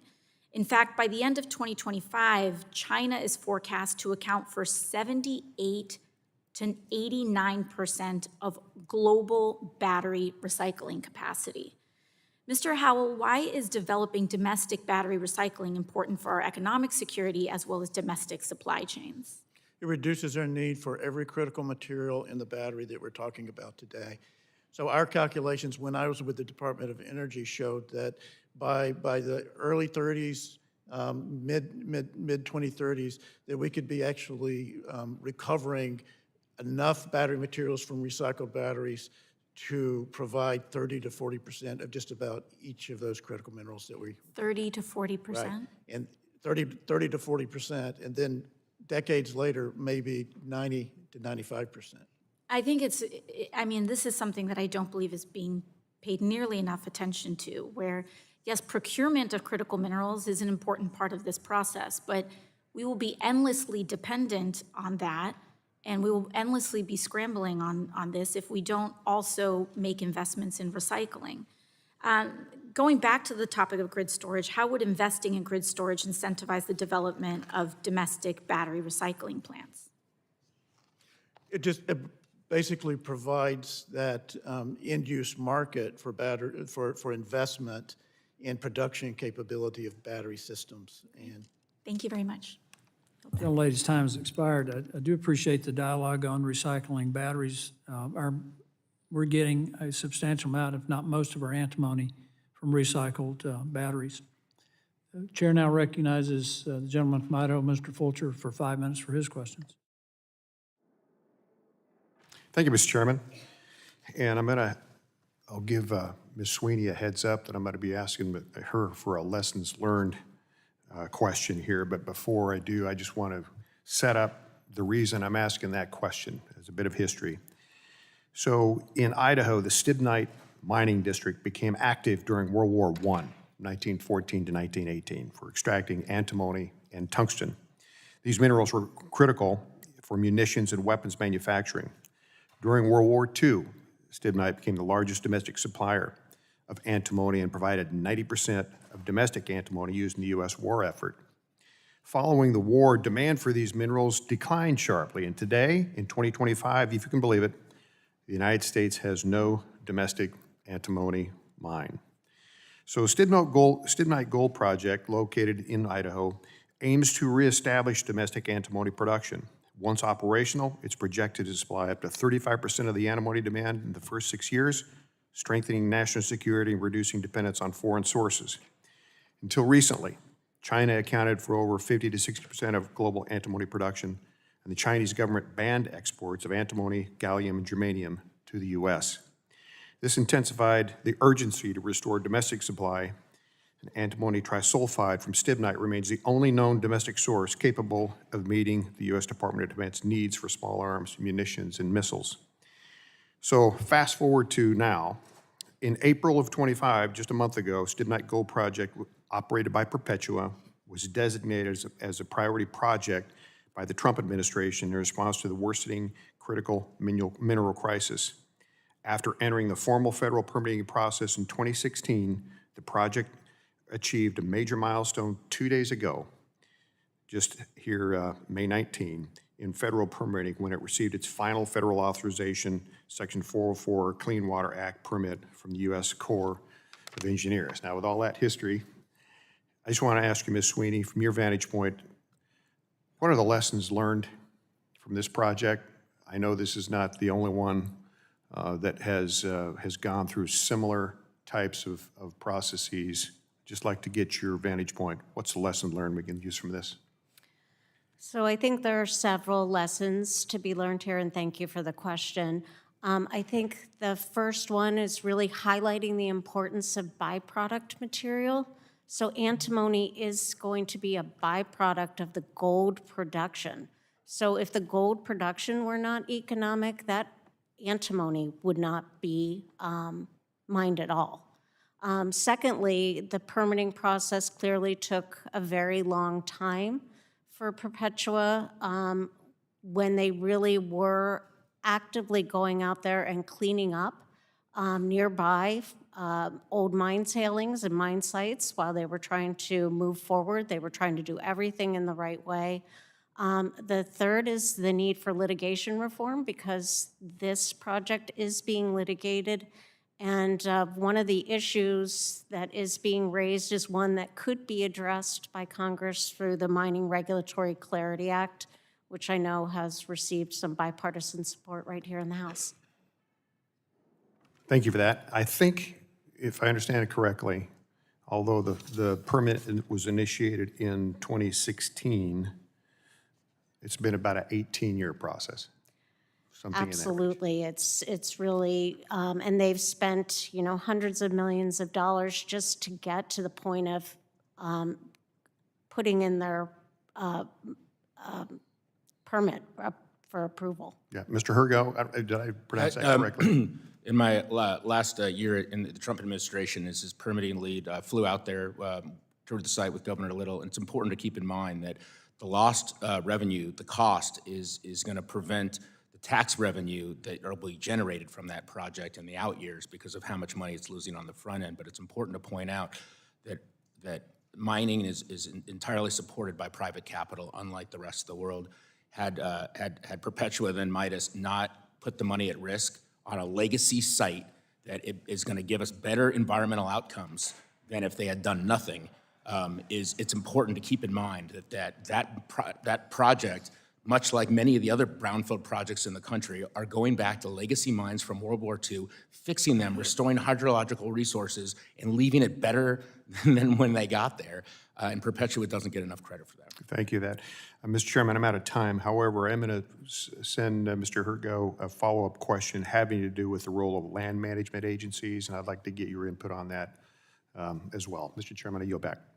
Thanks, gentlemen. The chair now recognizes the gentlelady from Texas, Ms. Fletcher, for 5 minutes for her questions. Well, thank you so much, Chairman Palmer, and thanks to you and Ranking Member Clark for holding this hearing. I really am glad to work with both of you on the important issues that come before this subcommittee, and I agree with my colleague that this is an area with real potential for us to work together and find bipartisan agreement. So I also want to thank all of our witnesses who are here today sharing your insights and helping us find where we can find that agreement and understand the landscape where we're having this conversation. And it does seem to me, in the greater context of what's happening on the Hill this week and what we're doing, that we seem to be talking past each other about a lot of these issues. We've already heard a little bit about it this morning, but I really think it bears repeating that the Inflation Reduction Act and the bipartisan infrastructure law that Congress passed was designed to make important investments to expand the domestic energy industry and to reduce our reliance on China and other foreign countries, and to make sure that we were manufacturing at home, that we could be energy independent, that we could expand and grow, and we could be supplying the rest of the world with clean energy technologies, as well as continuing our work in traditional energy sectors. I represent the people of Houston, Texas. It's the energy capital of the world, and we certainly have been exporting our expertise and knowledge in all areas of energy, and see a future where that is something we can and should continue to do. But as we all know, it's just hugely important that we invest in developing full domestic supply chains for critical minerals, and that's so important as the demand for these minerals is only going to continue to grow, and that it's important for our national security. So, we need to be onshoring this process in a resilient and smart way, and we need to be talking to each other about how we do that. I think this hearing is helpful to that, but I do have to note that, just last week, every Republican on this committee voted to weaken our supply chain for critical minerals when we voted on this budget bill that's making its way through the House right now, and that is currently being debated and considered in the Rules Committee. This budget bill rolls back hugely important investments that we made in the Inflation Reduction Act and in the bipartisan infrastructure law to expand the domestic energy industry and to reduce our reliance on China and other foreign countries. So we seem to be talking past each other when we really should be thinking about all of these things holistically. And I do want to note, Mr. Herrgott, I appreciated your testimony and observations on the importance of permitting reform. That is something that I support, that I have been working on this committee. And I agree that Congress should be able to get it done. We should be able to get it done on this committee. And I hope that this committee will really be able to advance that effort in this Congress.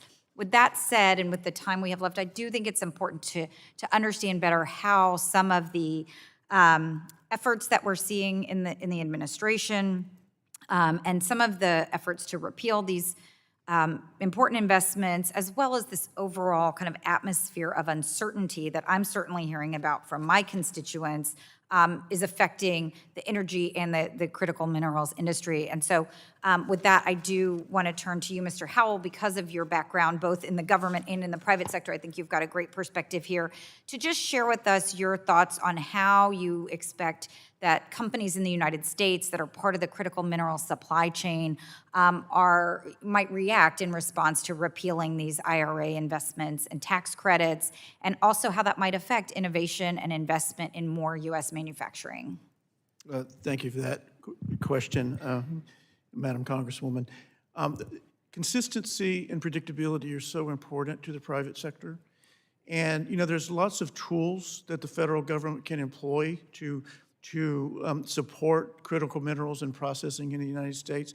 We talk a lot about tariffs, but production tax credits are so important, investment tax credits, grant programs that support the buy-down of risk to the private sector are important, like the IIJA 40207 program that I mentioned.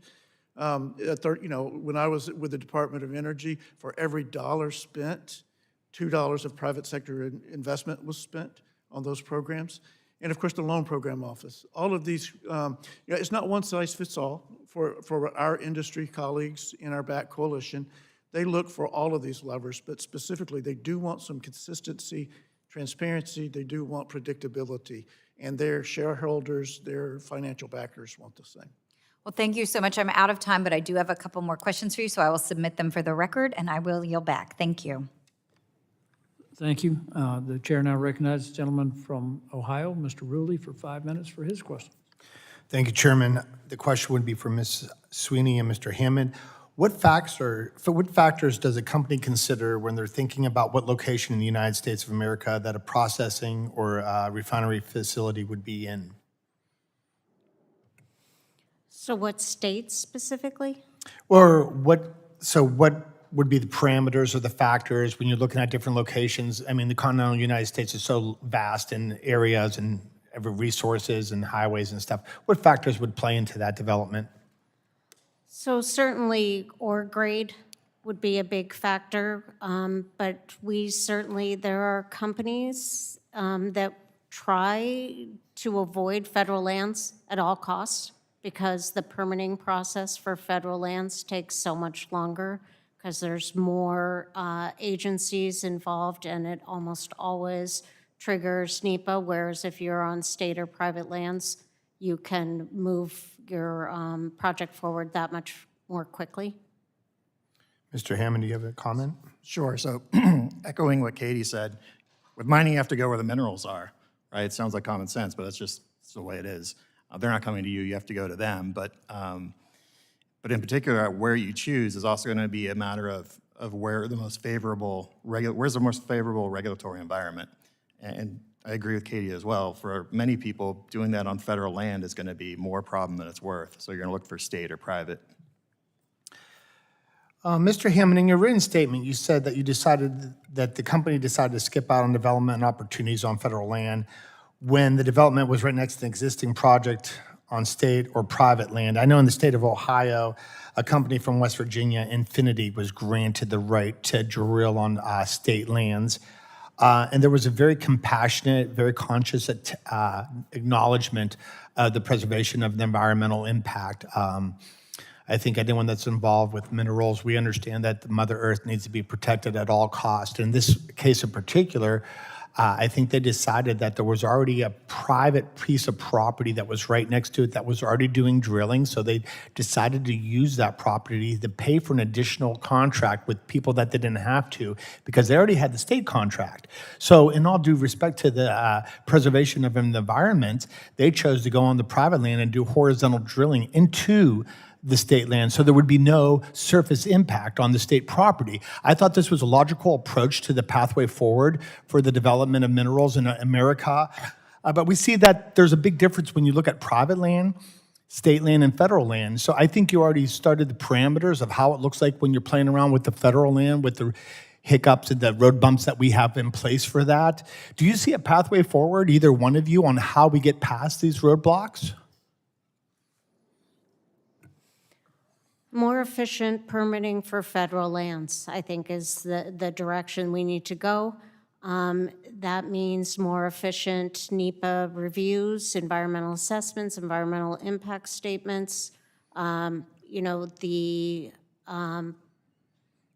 Congress has already told the agencies how long it should take.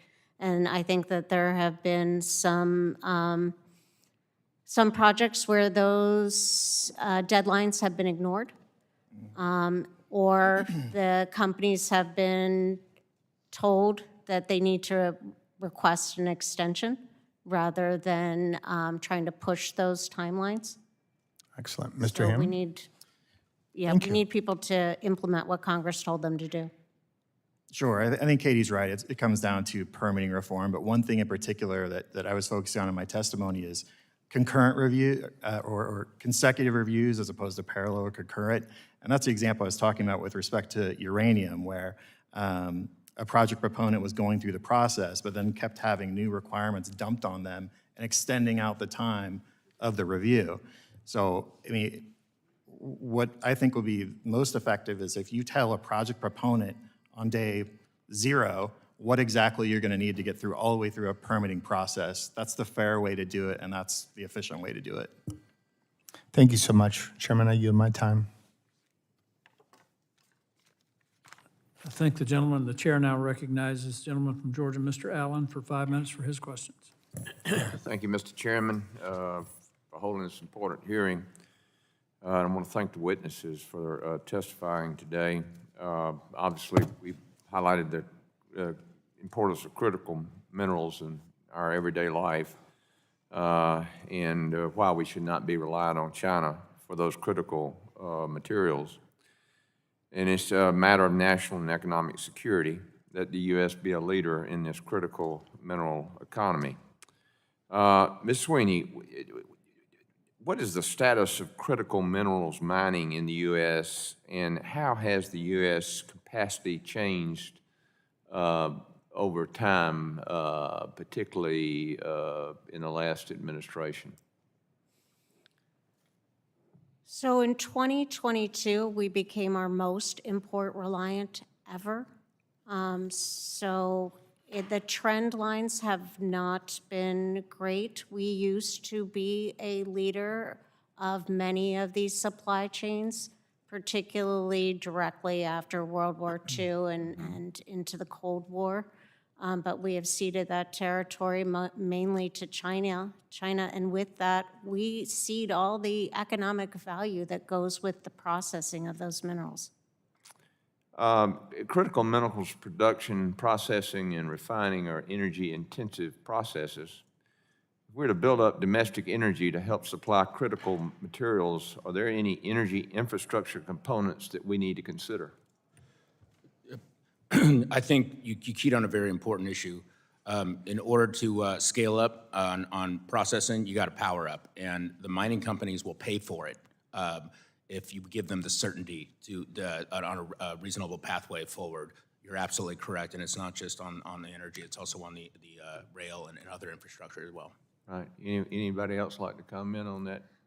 Yeah, I think we need to make sure that we're considering reliable, affordable baseload power. Right, exactly.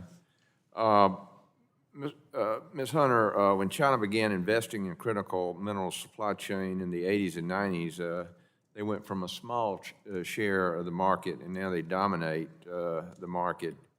In 2023, the U.S. produced less than 20% of China's output. How did China end up monopolizing the market like this?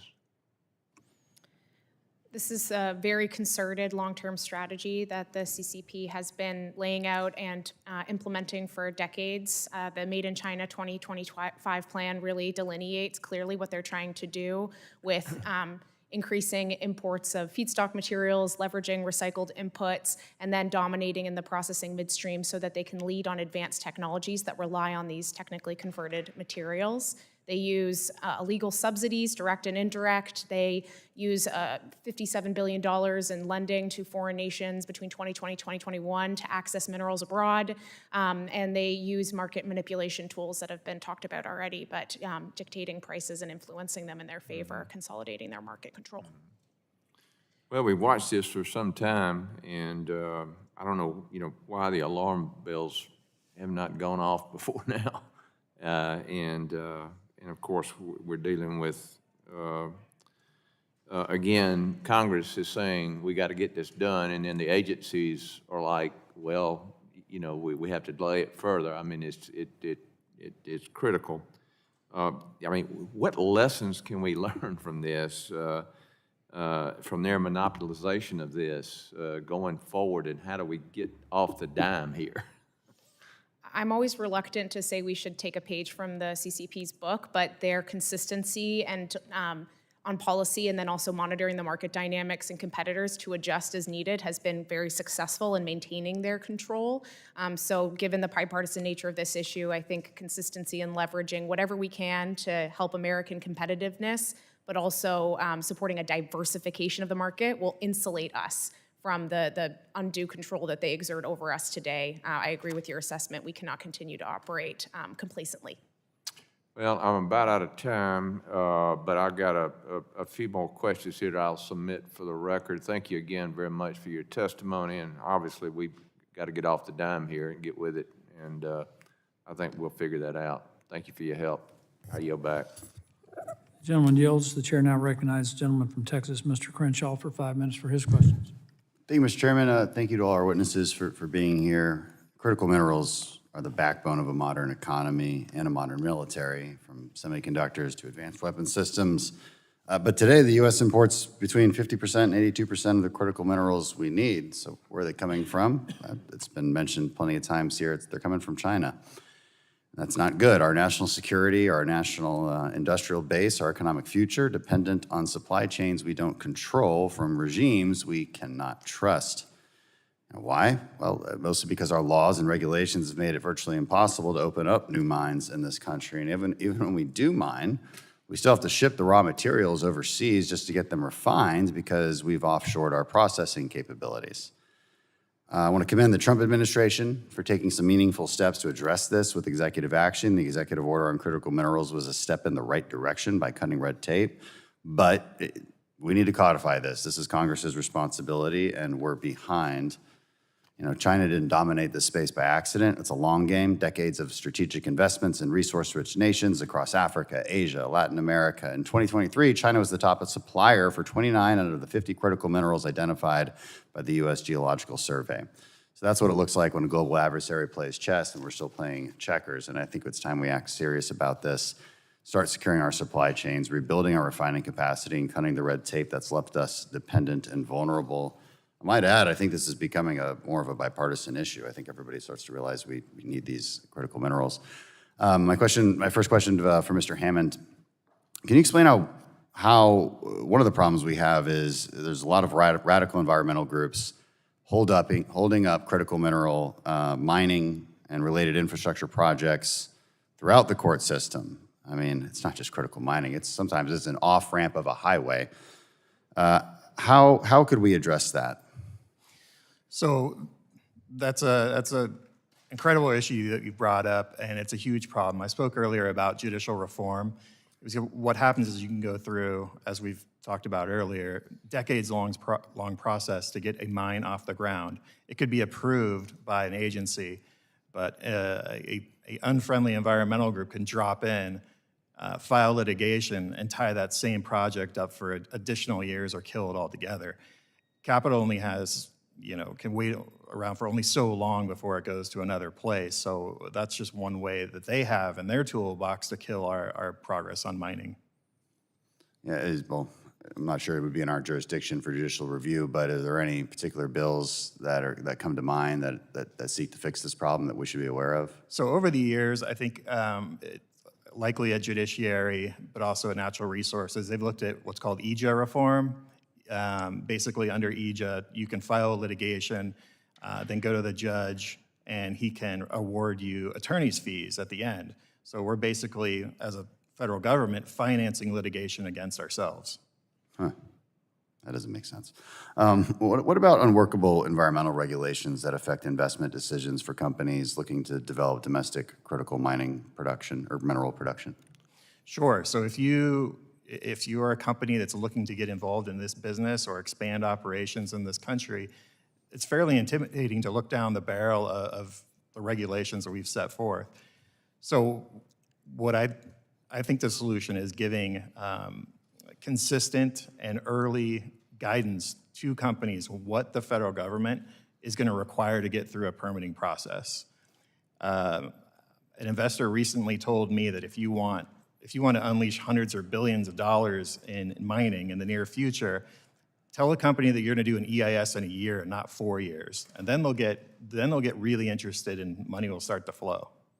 Yeah. Just as a general question, I mean, we have those resources here in the United States that are just untapped?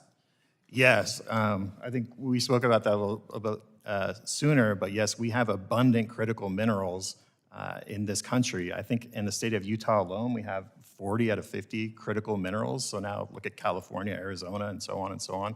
We have the potential here.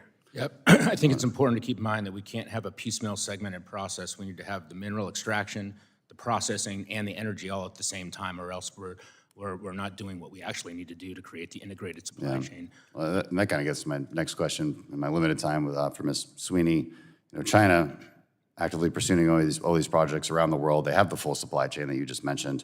Is there any example in the United States where we have a full supply chain for any critical mineral? Beryllium comes to mind. mined in Utah, processed in various facilities that are all under Materion Natural Resources. So perhaps that case study requires more of our attention, how we did that, and maybe we can be replicated. I'm out of time. I yield back. Thank you. Gentleman yields. Chair now recognizes gentlelady from Florida, Ms. Castor, for 5 minutes for her questions. Well, thank you, Mr. Chairman. I do believe that there is room for bipartisan cooperation and progress here. Over the past term in Congress, Congressman Rob Whitman and I led a critical minerals working group out of the Select Committee on countering the Chinese Communist Party. Some of you were instrumental in helping us develop recommendations, so I highlight those to Energy and Commerce Committee. We actually hammered out a few pieces of legislation as well, but I have to admit, I'm very frustrated by this. This hearing comes, it's so inconsistent because so much of the progress that we've made over the past 2 administrations is being sabotaged right now. A lot of it's coming in the billionaire boondoggle bill that will take away a lot of the investments that we've made in shoring up our domestic critical mineral supply chains and strategies. Remember, we invested also through the bipartisan infrastructure law at DOE for battery materials processing to help U.S. manufacturers expand what they're doing on processing and domestic supply. The DOE Loan Program Office, you know, you're going after that in the billionaire boondoggle bill. That is the office, the Loan Program Office, that is helping the private sector make these important investments in domestic critical mineral supply chains, from mining to processing to reshoring. And then we know that you have the important pieces of the Inflation Reduction Act also in your sights. So you're kind of taking the best tools we've developed over the past few years away from being able to strengthen our supply chains. And then you bring in this arbitrary tariff policy too, where you're poking our partners and allies like Canada and Australia, imposing tariffs on them. So how, you know, I think my Republican colleagues in this administration have lost a strategic focus when it comes to how we build our own domestic supply chains here and incentivize the private sector to get involved.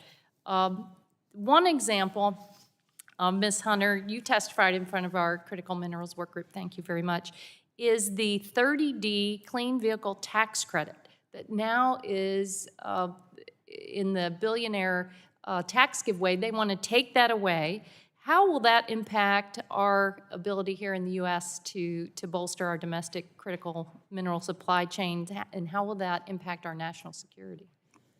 So I haven't seen any of the final versions of the reconciliation text, so please take this with my need to get back and review for further comments. But a successful critical minerals policy does leverage the U.S. demand sectors that we've talked about with policy handcuffs that encourage them to source domestically as much as possible, and then also avoid sourcing from adversaries. That's extremely critical, and it must be well sequenced with the market.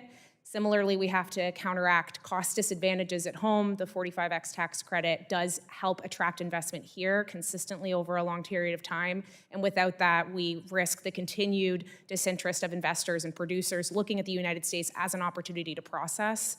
So I do think that we risk undermining the president's very clear agenda for unleashing American minerals and making sure we leverage domestic processing, if unintentionally, by foregoing some of these important considerations in policy today. Thank you. Mr. Howell, you did very important work at the Department of Energy's Manufacturing and Energy Supply Chains Office. Reporting at the end of 2024 suggested that DOE was considering as well how to do more to support U.S. critical minerals projects, working with all sorts of grant recipients that were struggling due to Chinese dumping and price manipulation. Where should we go from here? I mean, that's the jurisdiction of this committee, oversight of that office. What can we do to support those efforts? And I know the demand signal is important, but what do you recommend to the committee? So thank you, Congresswoman. Very important, you know, the IIJA Battery Manufacturing Grant Program, very important to the battery industry.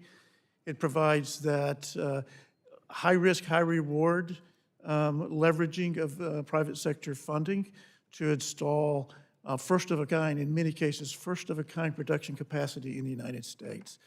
And, and it takes time to actually launch those programs and then see production materials coming from them. So a consistent support for that, a continuation of the execution of that program is going to be so important.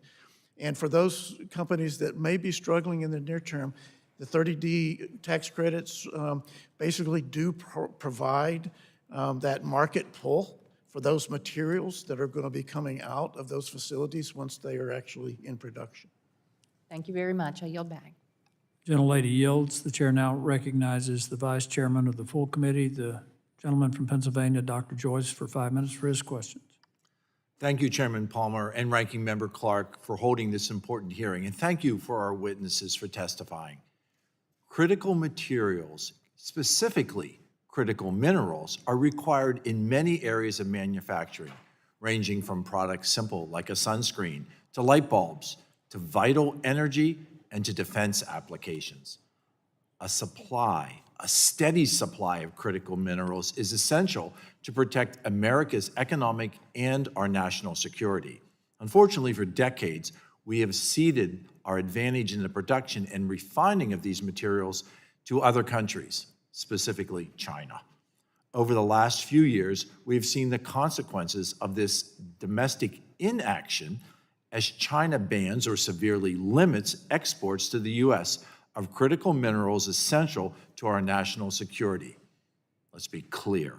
We cannot continue to allow our biggest adversary to control the supply chain for these materials. That's why President Trump has taken executive action, declaring a national energy emergency and aiming to increase domestic production and the refining of critical minerals. However, executive action alone might not be enough to provide a stable environment to attract new investment in the critical mineral supply chain. Mr. Hammond, in your written statement, you discussed projects that languish indefinitely due to politics, including a permit to conduct due diligence on a potential mine that took 3 years under the last administration, as opposed to the standard 3 months. Would you please elaborate on how the priorities of an administration can affect the implementation of the permitting process? Sure. Someone can say that critical minerals is important, but if it's not a priority for an administration, you're not going to make any progress. In that case, like I said, a project stood still for 3 years for something that should have taken a matter of weeks. It was a project to drill sample holes from the back of a truck. So it took 3 years, and this is just exploration. It's not even a full-blown mine. It's just to see if we should build a mine there. Now, the rest of the story of that is even worse. They were ultimately sued, and even that project is now held up. Incredibly unfortunate, but revealing information you have provided with us. How can we ease companies' concerns over the instability in political environments to ensure that the forward momentum of the Trump administration remains through future administrations, Mr. Hammond? Sure. I think this Congress needs to look, as we've said earlier, permitting reform. I don't even like the term permitting reform because it's used so generically now. So more specifically, we have to look at narrowing the scope of NEPA and looking at exactly what we require of project applicants. If you wanted to do a project in this committee room, you'd want to study the committee room, right? You might even study the Rayburn building because it will probably impact the rest of the Rayburn building. But the way things stand right now in the mining community, you're not only going to be looking at this hearing room, the Rayburn building, you're probably also looking at the Dirksen Senate building over there as well to see what the impacts are. It doesn't make any sense. You have to narrow the focus of what project proponents are required to study. Recognizing it's a chilling effect that you're describing on instability, how that can affect domestic investments. This committee included a provision in the reconciliation bill to establishing a de-risking compensation program at the Department of Energy. Under this program, applicants would be compensated for unrecoverable capital losses resulting from federal actions that previously federal permitting projects made unviable. How would a program that we're including in this upcoming legislation, which includes critical mineral projects as eligible applicants, how would that provide certainty to businesses and spur the investment that is so necessary when it comes to critical minerals, Mr. Hammond? So I think a project proponent would look at that and see that the federal government is making a commitment. That would build confidence, and that's ultimately what you need before you make any kind of investment decision, and you're de-risking that decision. So anything we can do to build confidence through a program like that, I think the president's also talked about something similar, that if a future administration comes along and yanks a project, like in the case of Keystone XL, there would be compensation involved to make a future administration think twice before they just yanked a project that has already had billions of dollars invested in it. Under President Trump, and with cooperation from Energy and Commerce, this committee, we look to build that confidence. We must do more to capitalize on the positive progress that President Trump has achieved in such short time. And I look forward to working with stakeholders, as well as my colleagues on this committee, to take advantage of this finite opportunity. I thank you all for appearing here today. Mr. Chairman, I yield back. The gentleman yields. The chair now recognizes himself for 5 minutes for questions. Ms. Hunter, you said something at the very beginning that caught my attention about China's strategic leveraging and the bottleneck that's been created. We've got access to rare earth elements here in the United States and critical minerals. We have the seventh most, the most known reserves. So when you, it's not a matter of having them, it's what we're able to do with them once we get them. So would you like to comment on that? We do have great progress, especially on the light rare earths domestically. That's something that's a bright spot, but until we can separate them, turn them into metal, things that are happening in the states that have been represented today, then ultimately we can't use them in the permanent magnets or robotics systems, defense applications, or energy solutions that we want to. So separation, metallization are key. It's been mentioned that we could get rare earth elements from recycling products. I think we get about 18% of our antimony from recycled car batteries. We can recycle hard drives, computer equipment. There's waste that we can recycle. When I say that, we're talking about mine tailings and coal ash, things like that. Would that be sufficient to meet our needs, particularly in regard to our national security? So defense demand for these materials is substantially smaller than commercial demand. So without having the numbers, and I can follow up with your staff to validate, we could make great progress using all forms of alternatives. Another way is to decrease demand for some commercial applications through, alternative abundant source non-rare earth magnets in certain applications, and definitely leveraging full value mining as much as. But that reduces the quality of the product. But so use it in specific applications, so not for defense applications, so that we can then leverage the higher quality and qualified material for the defense applications in certain instances. So we have to yes and all of it. If you look at it in the context of economic security runs parallel with national security, I don't think we can supply our needs just through recycling. But I do think recycling is a viable solution. Ms. Sweeney, when we talk about mining, right now 95% of the rare earth concentrates that we produce in the United States are being exported to China for processing. And one of the points that I've made to the Trump administration is that the day we permit the mine, we need to permit the processing and the smelting and the refining. So comment on the importance of a collaborative effort to get all this done almost simultaneously. And that doesn't mean if we start today, we'll have it tomorrow. I work for 2 international engineering companies, have a pretty good idea of how long it takes to build something. It's really important to scale up the mining and the processing together. That has to be coordinated to really secure our supply chains. China has been able to do just that in their investments around the world and in their own country, and they get the value add of the processing, and that's something we're missing out. And we import $171 billion worth of refined minerals last year alone. Well, that's something Mr. Herrgott mentioned in his written testimony, that we're stalling over $1 trillion in U.S. infrastructure investment. But and there's that, the extension of what it does for the economy when you have this. And it's not just the mine or the processor or the smelter or the refiner. There are other industries that are involved in that. And it's not just federal permitting, Mr. Herrgott. There are other state and local governments that are involved. Talk a little bit about how we need to address this, because I do think this is not only an economic security issue, it is a pressing national security issue.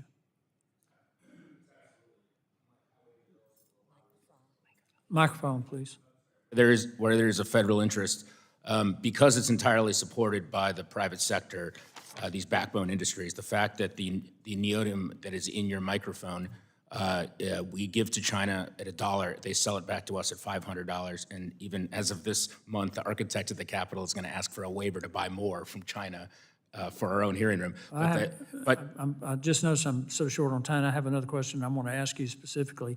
You mentioned China's aging processing and refining capacity. I think that's an enormous opportunity for the United States if we will act to build these capacities ourselves. Could you comment on that? Yeah, very quickly. The Trump executive order is happening right at the same time that this window is opening up with China that will have a 10-to-1 impact on any money that was produced by the IRA, because that certainty is multiplied by the investment that is pouring into the United States that then has a multiplier effect of state and local income and the induced labor. So this is the window to do it. They are retooling and refabricating their processing, refinement, separating, and metallurgic processes that they built 20 years ago to beat us the first time. They can't reach the purity levels to meet the AI, the semiconductor, and as I mentioned before, it's going to take them 5-6 years to do that because they spent too much money developing dirty extraction processes in Mozambique and Indonesia and elsewhere. This is the window to do it. Thank you, gentlemen. Just as a comment, I really do believe this is a bipartisan issue, and I think everybody on this subcommittee and the full committee takes this very seriously. So I look forward to working with my colleagues. Seeing there's no further members wishing to ask questions, I would like to thank our witnesses again for being here today. Ask unanimous consent to insert into the record the document included on the staff hearing documents list. Without objection, that will be the order. Pursuant to committee rules, I remind members that they have 10 business days to submit additional questions for the record and ask that the witness submit their response within 10 business days upon receipt of the questions. Without objection, the subcommittee is adjourned.